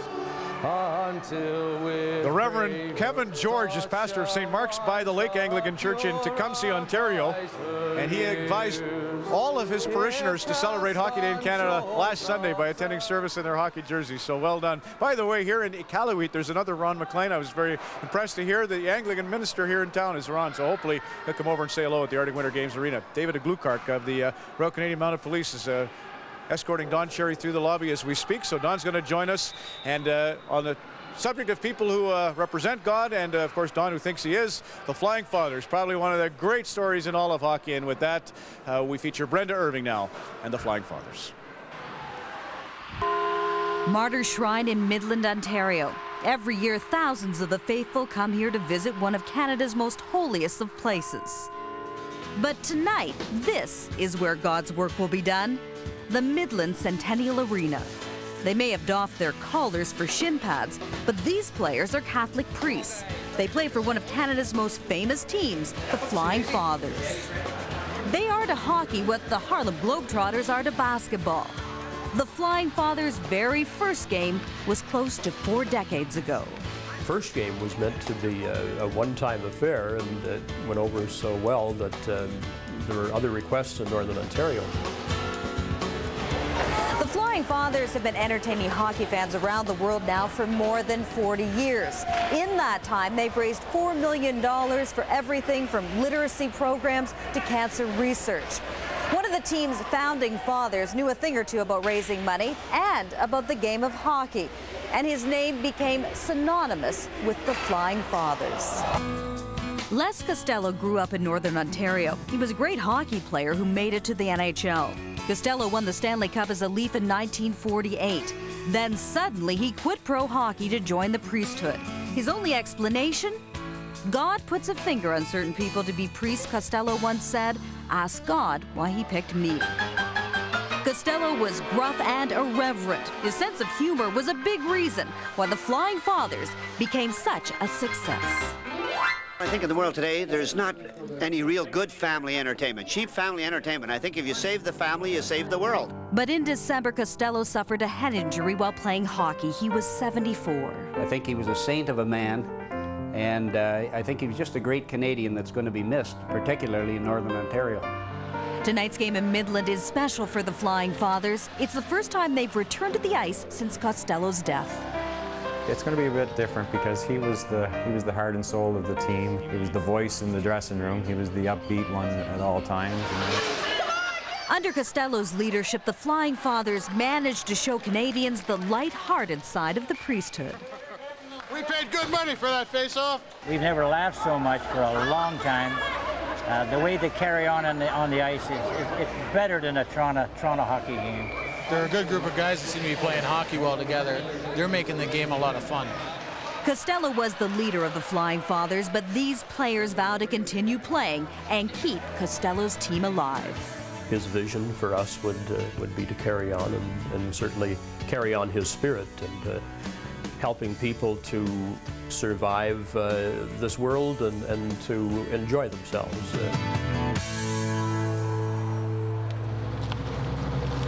Hockey's lucky to have friends in high places. Father Les Costello and the story of the Flying Fathers. We're at high latitude in Iqaluit as we continue our 4th annual Hockey Day in Canada, and Professor Michael Kennedy at the University of Saskatchewan has contributed in a big way to loving the game. He teaches a course that combines hockey and literature, and as we've said, if you want to log on for some of the best books on the topic, cbc.ca, we've compiled quite a list of reading. That's Mike Courtney in the foreground, and Ben Kovic, who did all the Inuktitut voiceover last night. Don and I got the luxury of attending the early part of the dinner that they held for Barney and Rose. Tutu came up here to help raise some money for the arenas and, of course, for the Teen Suicide Fund. Just a lovely night. Ken Dryden, Mike Gartner, Wendell Clark, Steve Larmer, Paul Harrison, former NHL goaltender there. He doesn't have a snowflake sweater on tonight. Go ahead. Well, first of all, it's nice to... And here we go. I wanted to show this to Rose and Barney. Just a real treat to have you make the trip over from Rankin, which is an easy, I know, journey for you. And there's the hottest item in hockey right now, the bobblehead doll of Jordan Tutu. This is one they had, one of the lucky kids up here in Iqaluit was able to get a hold of it. How many of those do you have at home? Just a couple. Just a couple. Hey, Barney, congratulations on Jordan and Terrence's success in hockey. Maybe tell me how the two boys grew to love the game and why they became so tremendous. Well, I think ever since they've been on skates, they've been, trying their best all the time, working hard, and it seems to have paid off. Tell us about your sports background and Rose's too. Does it come from pedigree, or did they have something in them? Well, you know, myself, I play a little bit of hockey in the Canadian Central League, and you know, a bit of it must have rubbed off on the boys. Were you an athlete, Rose? No, I wasn't. How about as a hockey mom? What kind of... Oh, God, yes. I was one big hockey mom.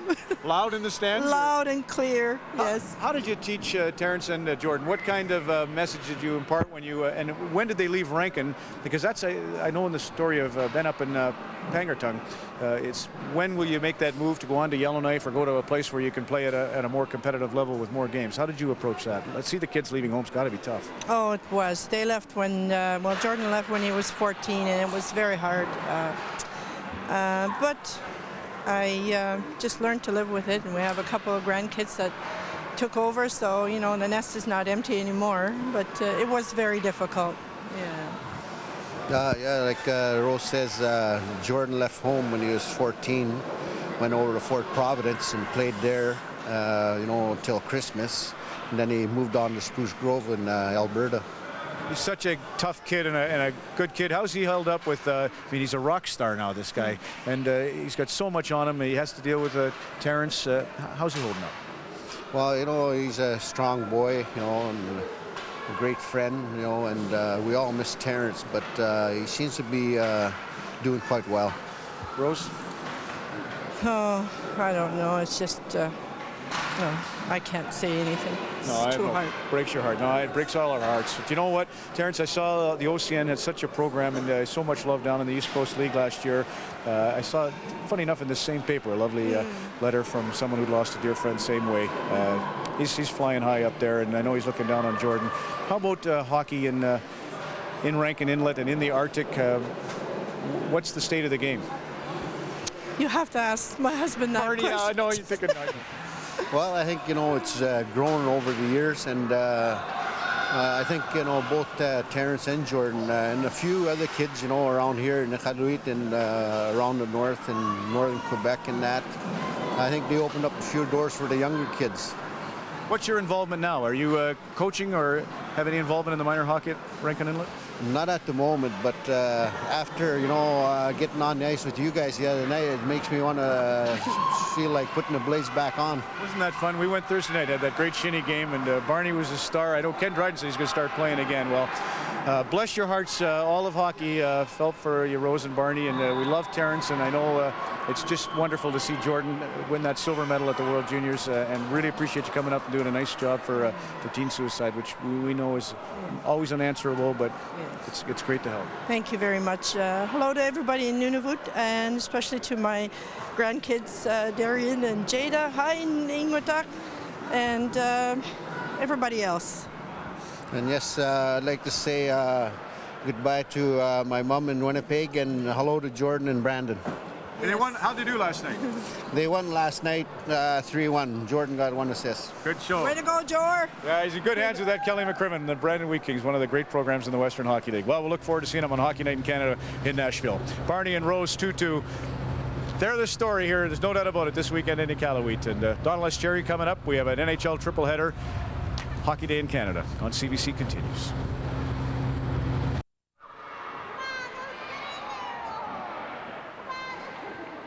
Welcome back to the Arctic Winter Games Arena. And Don, you've made your way through, boy, lots of loving hockey fans, aren't there?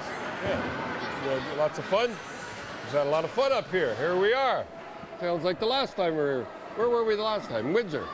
Windsor, Nova Scotia, Red Deer. And how about Barney and Rose? That must well, they were great, eh? Yeah. Did a good job with them. Kind of a tough situation, but they're holding up good. Yeah, and Jordan is, that's even more important. Yeah. Yep. I always say, you know, Jordan, you did a lovely job. We don't have to say about suicide and kids and trying to turn to somebody. There's lots of avenues, and then Jordan especially has just been a rock going through this whole year. You talk about him all the time around here. Yeah. Oh. I got to remember, I got to telex. I don't have to go like this. No, you got your own, yeah. In fact, Zacharias Kunik is a filmmaker that won a whole bunch of awards in the last year, and as soon as he won the Officer of the Order of Canada, he says, yeah, don't talk about me, talk about Jordan Tutu. So even he's a great hockey fan. Right. How about what's favorite impressions of Iqaluit? Well, I like the Ravens. That's tell them what you said about me. I did. I told those guys, and I told them on the air, you were out signing autographs. Nice guy. Big head. No, I just thought everybody said it was going to be cold, and it is cold, but it's nice and sunny. The people are friendly. The saunas are good. The beer is good. I've had a grand time up here. You're doing a pretty good job. Yes, we're having a good time. There's no doubt about that. Let's bring in some questions for Don Cherry, and we're going to start in Prince Edward Island. Who's on the line there? Hi, Don. I would like to know what do you think? Yep. Yeah, go ahead, son. What's your name? Because I don't see it on the screen. What's your name? My name's Jonathan. Jonathan Deardaddy. And I would like to know. Hi, Don. I would like to know what do you think about the Quebec Major. Pretty good yourself. He's doing well. And what did you want to know about the Quebec Junior? Did you say? I would like to know what do you think about the Quebec Major Junior League moving into the main and into the PEI next year. What do you think about that? Well, I don't know much about the Quebec League. I only know a lot about the OHL, but I know when we get the players and when they have the All-Star games, it's a real battle, I'll tell you. They got a good league down there. A lot of good skaters and a lot of good goal scorers from the Quebec League.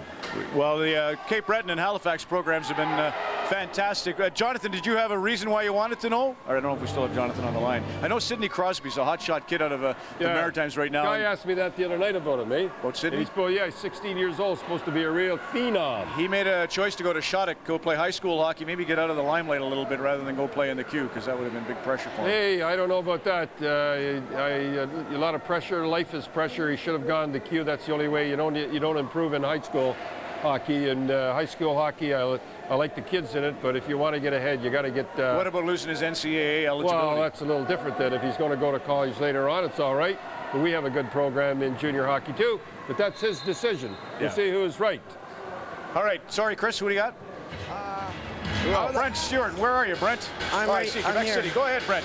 Okay, I would just like to know how they watch all the games and know each thing about each game. Like how they get to watch all the games and they always talk about everything about in each game. I just like to know how they get to watch all the games. What was, Brent, your specific question? What do we think of what?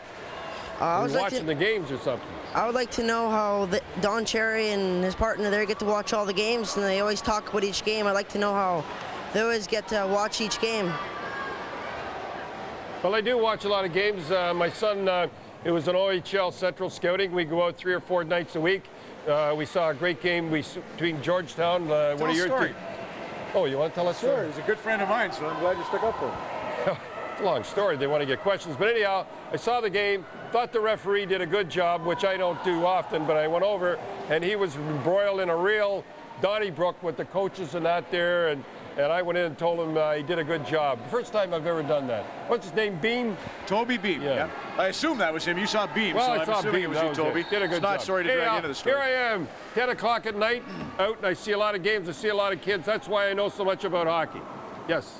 Here's a story you're going to love. Remember in 1994 we were doing the New York Rangers and the Vancouver Canucks 7-game series, and a guy wrote in and complimented you on your outfits? Yes.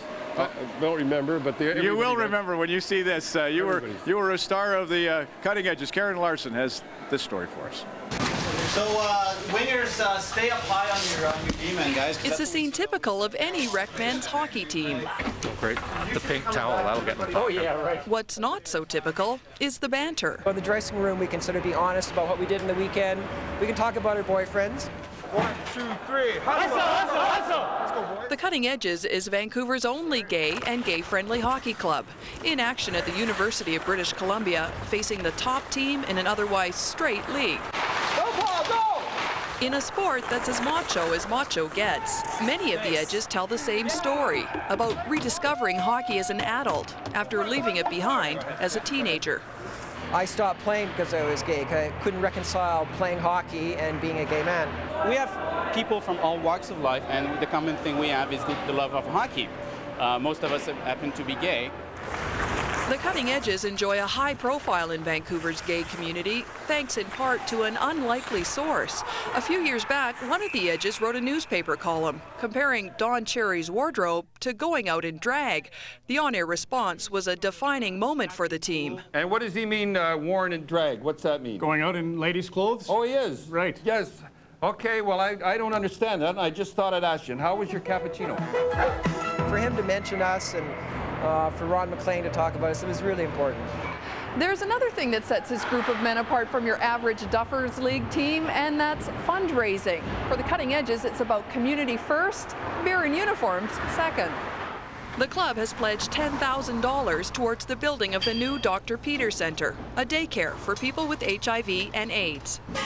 We've gained respect as a hockey team and gained respect for what we're doing in the community, and we're just having fun like millions of other Canadians. For Hockey Day in Canada, I'm Karen Larson in Vancouver. I remember I got the letter, it was to you and I read it in Vancouver, and you put the guys down. You were saying, why are you reading that letter? I did look. I read the letter, and it was in Madison Square Garden, and it was success. Imagine Madison Square Garden buying or renting the Madison. And that's how it got started. You know, the funny thing, Alan Clark was our boss at the time. I did not put them. I don't know why I looked. I think the cappuccino comment, I had sufficient grounds, but. Yeah, I remember that. But I did seem a little grumpy. What I remember is also in that same series, you were doing your whole thing about the turbot and the legions. And Alan Clark had us pinned against the wall saying, it's Game 6 of the Stanley Cup. Can't you guys find something about the hockey game?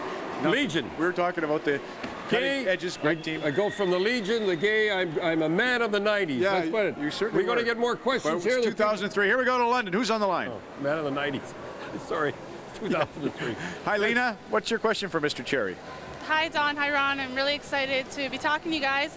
I have a question for Don. I'd like to know what your favorite moment in hockey is, and does a day like today come close? Well, you know, this is good. I like being here and everything, but you want my favorite is when the very first game I coached Bobby Orr. And it's like you ask a jockey, all the guys, what's your favorite thing and everything, and they always say secretariat, or something like that. To me, standing back on the bench and looking down and seeing Bobby Orr, and I'm telling them when I get on, I guess I'd have to say that's my biggest thrill. What is yours, Lena? Are you still there? I talking would to me. say. Yeah, Lena, what? Other talking to me. Yeah. Today was very, very memorable. I got to watch my grandfather play in a Huff and Puff game today, so that was a big memory. Appreciate it. Good day. Well, we really appreciate you coming on. And Dusty and New Liskard, you're up next. Go ahead. What's your question for Mr. Cherry? I have a question for Ron McLean, actually. Ron, good.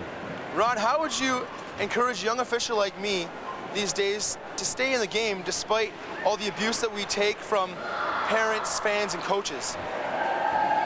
Well, Dusty, I've always had you've seen I've put up with for 17 years, so you have to have a thick skin to be a referee. And I always remember some of the young linesmen in the National Hockey League would come to try and protect their referees. Dave Newell, I remember Gordy Brosker coming and saying, Grapes is ripping. Come on, you got to do something about it. And I said, look, that has gone on in hockey. Gordy Brosker was really worried. Remember you ripped John McCauley, God love him, did a great job, but you'd really ripped Dave Newell, who's a wonderful referee, and you even felt a little bit bad about it. Not bad. But that's the nature of the game, Dusty, as you know, and I hate to encourage people because I'm the bad guy. No, you're not. You felt bad. I said you did what a hockey fan does. You got emotional a little bit at the time, and I don't begrudge that. And I think as a referee, and it's like all jobs in life, when you really think about the good of the game, and the players are the star, not the referees, not the coaches, not the fans. You have to realize this has been going on. Exactly. Referees have been going on.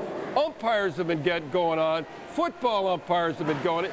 Tennis umpires, but if this has just come up, all of a sudden we turn bad. If you can't take the heat and you're a referee, get out of it. Yeah. That's easy. Believe in yourself in everything in life, Dusty. Do it your way. You'll have a lot of supervisors try and change you. I say, take their advice. Lots of times they have good counsel on positioning or some other little tidbits, but the biggest experience, yourself. When you go home and shave and look in the mirror, depending on your age, if you've done a good job. Don't worry about the critics. You have long answers. I try to get as many people on. Well, you gave the same answer I gave. Well, let's hurry up.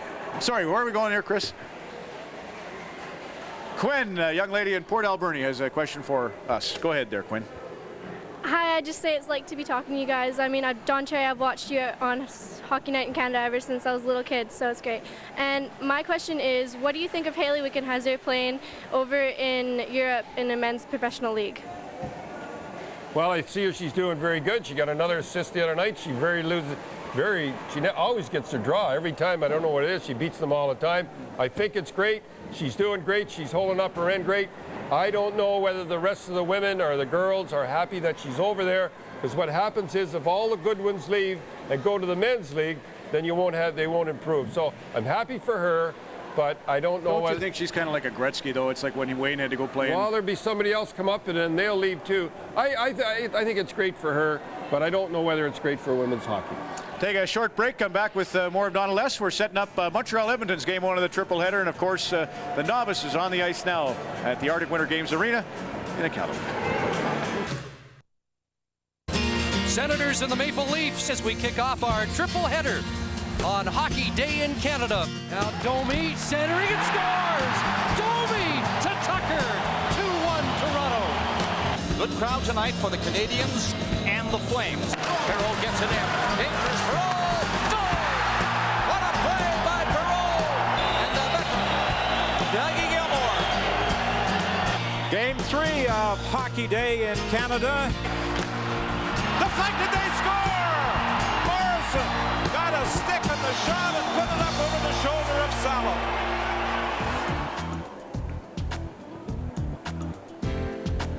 Game 1 of triple header Saturdays coming up here from the Bell Center in Montreal. The Edmonton Oilers are in town. Mike Comrie's back from his broken thumb, and that'll really help the Oilers offensively. He and Anson Carter and Ryan Smith as a rookie. Mike broke in with that trio and really made an impact. What a thrill. I remember him signing his first contract close to Hockey Day in Canada. Dougie Gilmore, of course, getting set to do battle. Ales Hemsky was born the year Gilmore was a rookie in the NHL.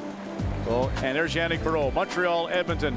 Game 1 of our triple header. We'll come right back down here to the rink and you can show the sweater you've been given. But first of all, let's check in with Steve Armitage for some pregame thoughts on Game 1 of the triple. Ron, Claude Julien was Mike Ribeiro's coach in Hamilton.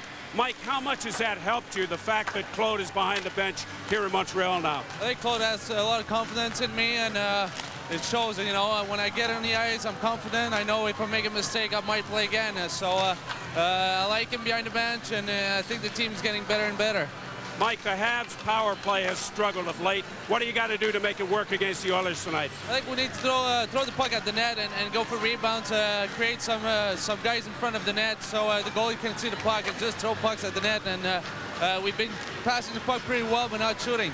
Mike, thanks for this. Good luck tonight. Thank you very much. The Habs power play is 1 for 28 in the last 7 games. There's your tie. Look at this. Get a little close up here. A little close up. Ward brought it all the way.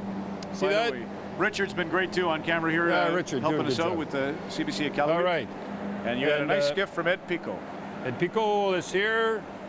And Inuit give us these here. What a lovely thing. We're going to hold it up for the pitchers. And that's the end of me. Hey, come all the way over here for 15 minutes. You are doing your work as an ambassador. Sign autographs. See you on Coach's Corner during the Toronto Ottawa game. Get me off again. Hurry. Get him off. Nook Shook. By the way, you got the C, I got the A. Let's go back to the Bell Center for more on the Habs and the Oilers. Steve Armitage.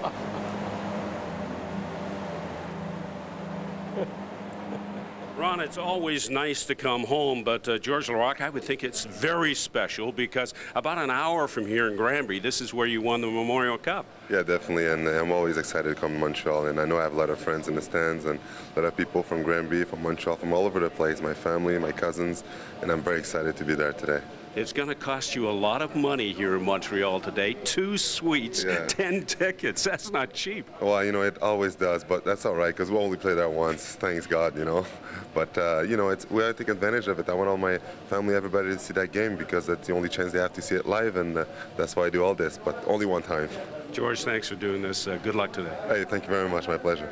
With more on the Oilers and the Habs, let's go up to the booth and join Don and his partner for today. Well, Glenn Healy, these two teams both struggling. They're in 8th place in their respective conferences. An interesting storyline here. The new coach of the Montreal Canadiens, Claude Julien, has had an influence on the careers of players on both teams. Well, unless you have exceptional talent when you come into the National Hockey League, you are going to spend some time in the minors. And a lot of players on both teams have come through that minor league system with Julien. And he has done a tremendous job in putting these people either back in the National Hockey League or into the National Hockey League. And it is a real tough thing. When you're a coach in the minors, you want to keep all these guys in your lineup, but you know your best justice is to get them out of your lineup and back in the National Hockey League. And judging by that list, he has done that. Well, the Montreal Canadiens and Edmonton Oilers shared the Hamilton Bulldog team. Julien, as the head coach, was employed by the Oilers, and as part of the deal, if Montreal makes the playoffs, Edmonton gets a 4th round choice. If they don't make the playoffs, it's a 5th round pick. And Julian says he'd like to reward the Oilers with a 4th round choice. You're right, and they get a sellout in Edmonton because there will be a Montreal game that's part of that package also. An interesting battle, the second meeting of the season between these two. Edmonton won the first in overtime on January the 4th, 5-4. Ron, back to you. All right, thanks, Don and Glenn. We'll get the Habs and the Oilers underway here shortly. Game 2 of our doubleheader will be, of course, from the ACC in Toronto, where it's the 3rd meeting of the season. The Senators have won the first 2, 2-0, 2-1, tight games. And for that story, let's go down to Scott Oak. Scott? Ron, the big news from the camp of the Leafs is that Gary Roberts will play tonight. He spent half a calendar year recovering from surgery on both shoulders. It wasn't easy, but he's ready. Took the morning skate, met with Pat Quinn directly after, and then confirmed he will play tonight. There's also reason to believe he's very close to signing a new deal with the Leafs. And Harry, have you any doubt what Gary Roberts will bring to the Leaf lineup this evening? Well, I'll be very surprised if we don't see Gary play the way he's played in Calgary, in Carolina, and in Toronto in the playoffs. He has had some experience at coming back off serious injuries. Remember, he hurt his neck and was out for 2 years, so he knows what he's in for with reference to getting himself in game shape. But he's one of the few players in the league and on the Leafs who can elevate their teammates' performance with their own. And here's a good example of what I'm talking about. So I can't imagine Gary Roberts playing any differently than he did in the playoffs or at any other time during his career, but he's coming from a long way back. Leafs will need their best effort against the Senators, who are the best team in the game, first to 80 points. Patrick Lalime bidding for his 3rd consecutive shutout tonight, and he'll face Eddie Belfour in the Leafs goal. And by the way, Ron, the Senators will have Jason Spezza in the lineup tonight. Scott and Harry, thanks kindly. There's the scene at Montreal, where the Canadians and the Oilers are up first on our Hockey Day in Canada triple header. We had a big art contest at CBC.ca. We've already showed you the winners of our backyard rink competition. We'll touch on the... are we going to go to the art right now? Okay, we'll show you the art contest winners. 5 winners will all receive a Hockey Day in Canada gift pack. So this is the first screening that I've had too. I know the artists, the top artists right now up in Baffin Island are at Pangnirtung. The top sculptors are down at Cape Dorset. See what you think. All of these tremendous young artists will be receiving Hockey Day in Canada prize packs. So congratulations to the winners. Come back with John Amagolik. Big name here in Iqaluit.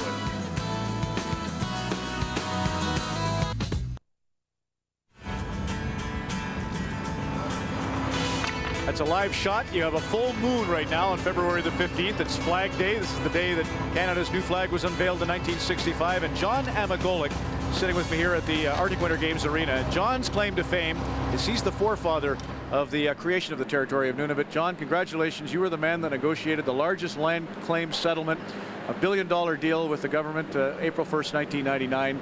How did you get to be the man? Well, it certainly didn't take one person. It was a team effort, but I'm very grateful that I was able to be a part of it, and I think it's very important for Canada's history. We changed the map of Canada in 1999, 50 years from the last time it was changed. So we feel a much more part of the country these days. How about the name Nunavut? Well, Nunavut, it just sort of naturally came. We asked ourselves, what should we call it? Nunavut, our land, so it was logical. John, I just wanted to get you on. I had the pleasure of meeting your wife at work the other day, and everybody here has just done such a marvelous job of hosting Hockey Day. So congratulations on striking that great deal and putting your mark on what has become a really lovely story here for Nunavut. Well, thanks very much for coming to visit us. Jordan Tutu really put us on the map last month when playing down in Halifax, and the fact that you and Mr. Cherry are here is going to put us even more on the map, and eventually we hope that some teams will start coming up here and perhaps do some exhibition games instead of going to Japan. Right, got to do it. It's 3 hours from Ottawa. It was the most amazing thing. Now, Chris Cuthbert has a hero too, and this is a story. He's gone, as you know, coast to coast in his work with Hockey Night in Canada and the CBC, but he didn't have to go too far to find the inspirational story of the year for him. It was with delight I read in the Spirit of Sport Foundation a category for Best Sports Story for the 30th Annual Canadian Sport Awards. I thought, what a wonderful way to show my utmost love and compassion for the most courageous man I know, my husband. I want you guys to crisscross behind the net. Then you get the idea of coming out and making the passes shorter. For past Hockey Day in Canada stories, I've traveled from Fox Valley to Moose Factory, from New Liskeard to Nunavut. But this year a story emerged in my own backyard. Well, to be more precise, behind the bench of my son's Brampton Bantam hockey team. He's a coach who inspires not only his players, but their parents and an entire hockey community. Mikey, here. 2 years ago, Mike Clulo was diagnosed with liposarcoma. A cancerous mass had spread from his hip, up his spine, under his arm. Relying on his hockey instincts, Mike prepared for the battle of his life. With radiation, it was pretty tough on me. For 30 days straight, you know you're going to the hospital and you ain't going to feel very good. Where times you have to pull over on the highway or on the side of the road. It made it pretty tough for me to be able to drive by myself or stuff like that. But to know that there's people that down there, I mean, the amount of people that I see that go through the same thing, and you see them joking around with each other and saying hi and remembering everybody, it just gives you the courage to carry on. He makes it possible for us to sometimes just think that he's got the flu, and that he'll be okay, no matter what. Before I was diagnosed, about probably just weeks, a matter of weeks before, I had to sit down with myself and say, you know, my wife is going in with a lump, and you know, there's a good chance it could be cancer. So I ended up having to prepare myself to deal with that, and it turned out that I was the one with cancer, and it was a lot easier to deal with. Aggressive chemotherapy has turned the odds in Mike's favor. A strong will and an unwavering love for playing the game and coaching bolsters his reserves. I've been surrounded with great kids, great coaches, and great kids, great families, and you want to go back to that. He loves it a lot. He's been playing it ever since, from now until, or then till now. He still plays it, and he just keeps playing. He's very encouraging and is very patient with the kids in learning, and I think he looks at it as a whole learning process, not just you know, the winning or the losing, but what he can teach them about sports and life in general. You guys got exams tomorrow? Worry about that. I don't want you guys in your exams worrying about the silver stick. You got your exams, get them over. Tomorrow night, we talk hockey. I really believe that he has an impact on them by the players saying, well, listen, I've got the flu, like, big deal. And I really feel that this is something that he's really contributed as well. It's made the kids more mature and more aware and more compassionate as well. Mike's encouraging to the boys is beyond anything that anybody even sees about Mike. You see Mike's bald head and you might say, why does he shave his head? People know why he does that, but he doesn't hide it, but he doesn't flaunt it either. When you step on the ice, nothing else matters. There's nothing that matters. You can, you're on top of the world. He is a coach 12 months a year. Last summer, in an emotional ceremony, his inline team presented him with a special plaque. Earlier, Mike had left hospital shortly after surgery to inspire the team he felt needed a boost. He was asked to help coach the Ontario inline team. I ended up being wheelchaired in. When he got off that wheelchair and walked across the rink to the bench and the boys, I guess it really hit home what having heart really meant for me. If you have to go behind the net, do it. That display of heart wasn't lost on his teenage players. Follow him up, Trev. He's a good player. Kind of makes me a little jealous because I'm so much younger and I should have more energy, but he's always going. He was just very touched by a group of boys at that age that could be so emotional over what he was going through. You ever get mad at the game? No. That's what keeps him going. So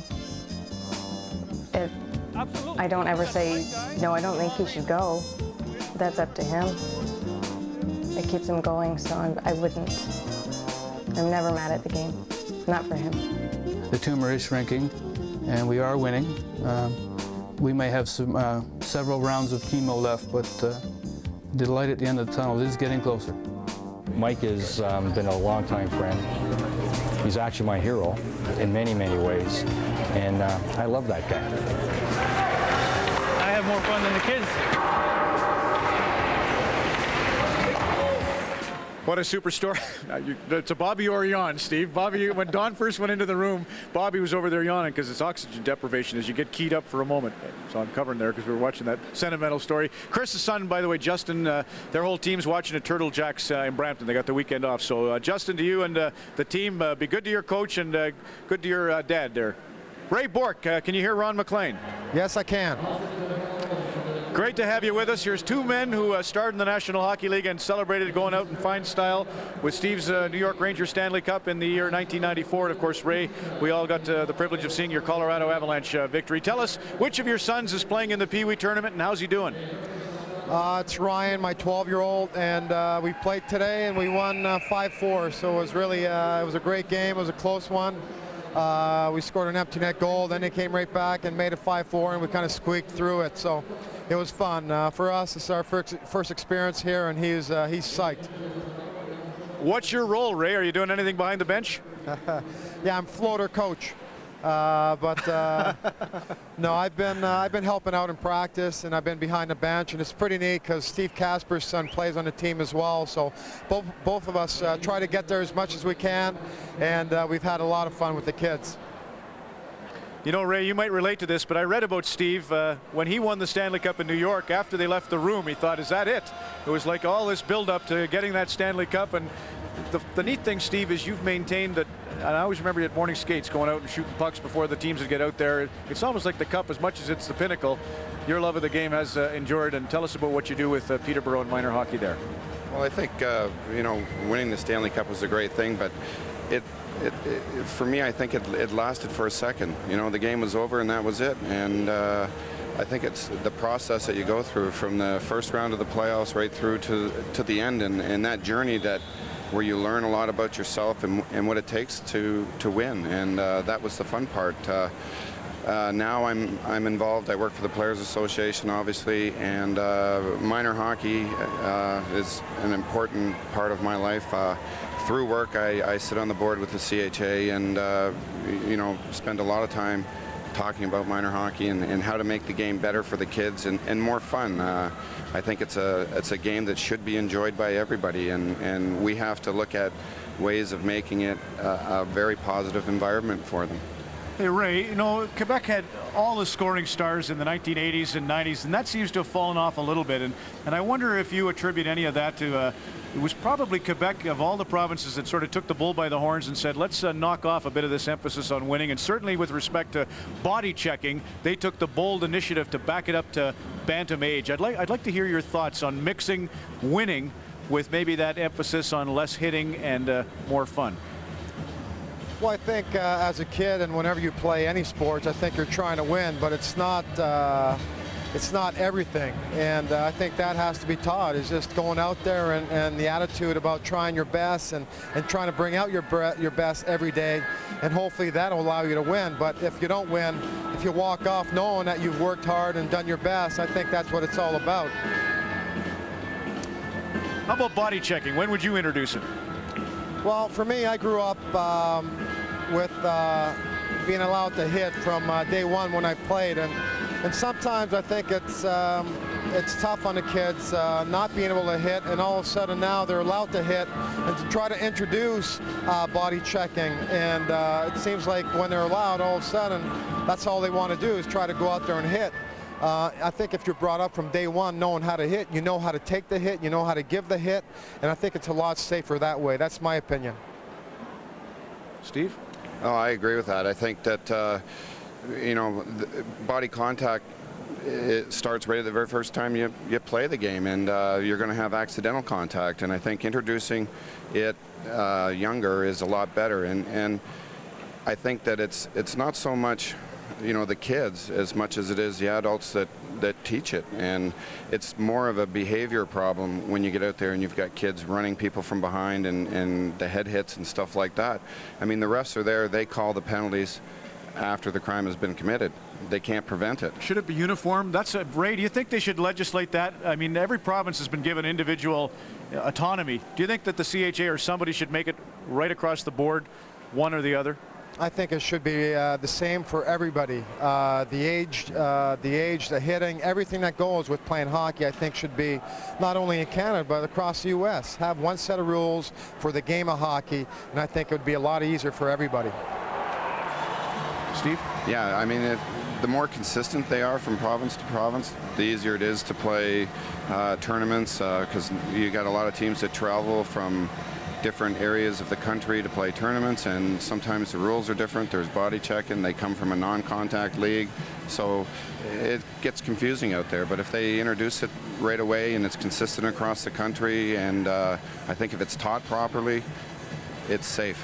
Excellent. I couldn't agree more. I think it's ridiculous that there's individual decisions. Good luck to Ryan Ray, and really appreciate your time. There's Ray Bork down in Quebec City at the famous Pee Wee tournament. Thanks, Ray. Thanks, and Steve, I know we'll see lots of you here. We're going down to the Super Skills with Ken and the boys at the old rink. Are you going down to participate in that? I think we'll go down and watch it. My skill level's not that good anymore. You could play. You could play the drum. How's that sound? Boy, I'll tell you one thing about Larmer. If he could never skate, he could take the crossbar off a net with that shot. Kids found that out the other night, although he wasn't mean enough to shoot it down. We'll come back with more of our celebration of Hockey Day in Canada from here in Iqaluit on Baffin Island, Iqaluit on Baffin Island. And also we're heading off to the Bell Centre in Montreal, the Oilers and the Habs. Game one of our triple header Saturday coming up.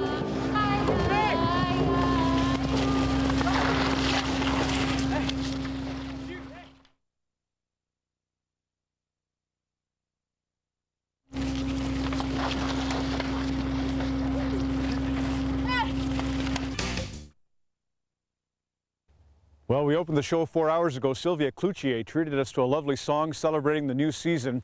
Here in the Arctic, the Inuit always knew that they had survived another long, harsh winter when the sun was at that point in the sky and you could actually begin to see the stars emerge, or in this case, a glorious look at the moonbeams filtering down over Frobisher Bay. The legend of the Raven, or Tuluguk, is that he created the stars by flinging mica chips against the sky ceiling. In Hollywood, they talk about magic hour as at 1 hour at sunrise and 1 hour at sunset, where the lighting is just perfect for filmmaking. Well, here on February the 15th, you actually get 3 hours for the sunrise and 3 hours of twilight. And it's a really nice feeling to have as a way of saying hello and goodbye to the day, the luxury of time, something that every hockey player envies. We have a long way to go, 9 hours of NHL hockey after hours from Medicine Hat. But when we come back, we'll celebrate O Canada as we connect the Bell Centre in Montreal with Iqaluit Nunavut.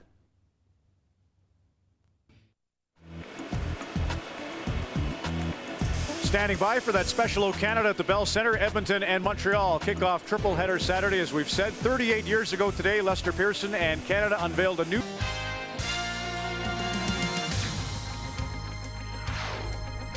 This portion brought to you by Ford, built for life in Canada. And by the Home Depot, striking a blow for lower home improvement costs.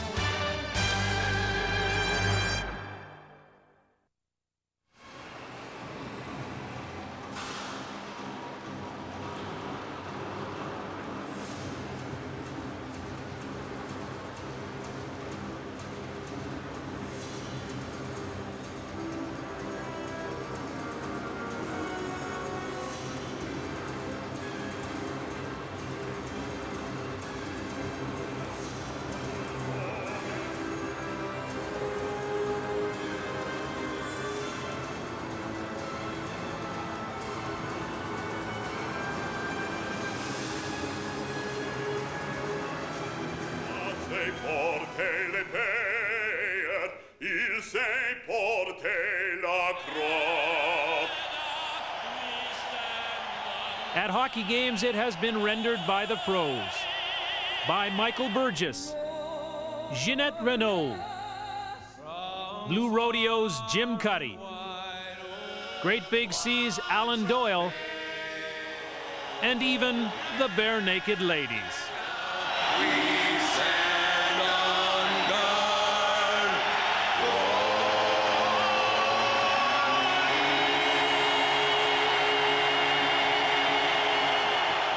In a land of snow and ice, when at times we seem to have been born with blades on our feet, there is often a natural connection between the game of hockey and our self-esteem. Could it be that we measure ourselves by our success in this sport? And are we ever more proud than when we gather in the old rink to listen to the national anthem?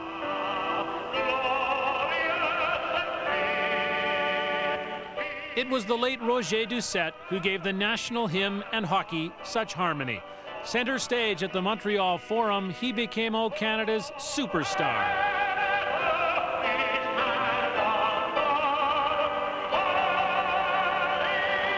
He was an inspiration. I used to watch him sing regularly on Saturday night from the Forum at Center Ice, and I said, one day, that's what I want to do. I want to follow his lead and be an anthem singer in the NHL, and the Ottawa Senators gave me that opportunity 11, 12 years ago. A French poet wrote the lyrics, Canada's national musician Calixa Lavallee, the song, in 1880. O Canada was first adapted to English by Robert Stanley Weir in 1908. Not until 1980 was it proclaimed our national anthem. Since then, ordinary Canadians have brought it to life at Center Ice. It's become a song for one country, understood in many languages.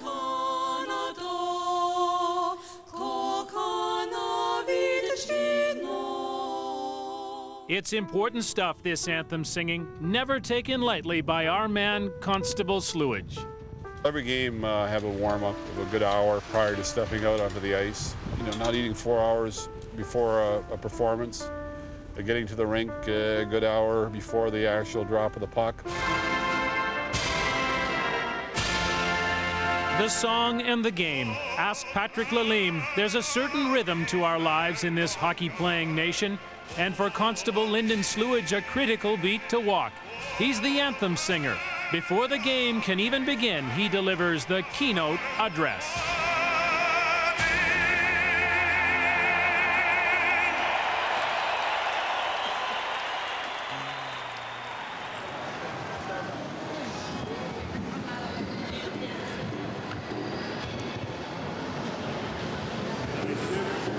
Vous levez pour l'hymne national interprété via satellite de Iqaluit, Nunavut. Ladies and gentlemen, please now rise for the singing of the national anthem via satellite from Iqaluit, Nunavut by Sylvia Cloutier and Madeleine Alakakudluk with the Joami School Cultural Group.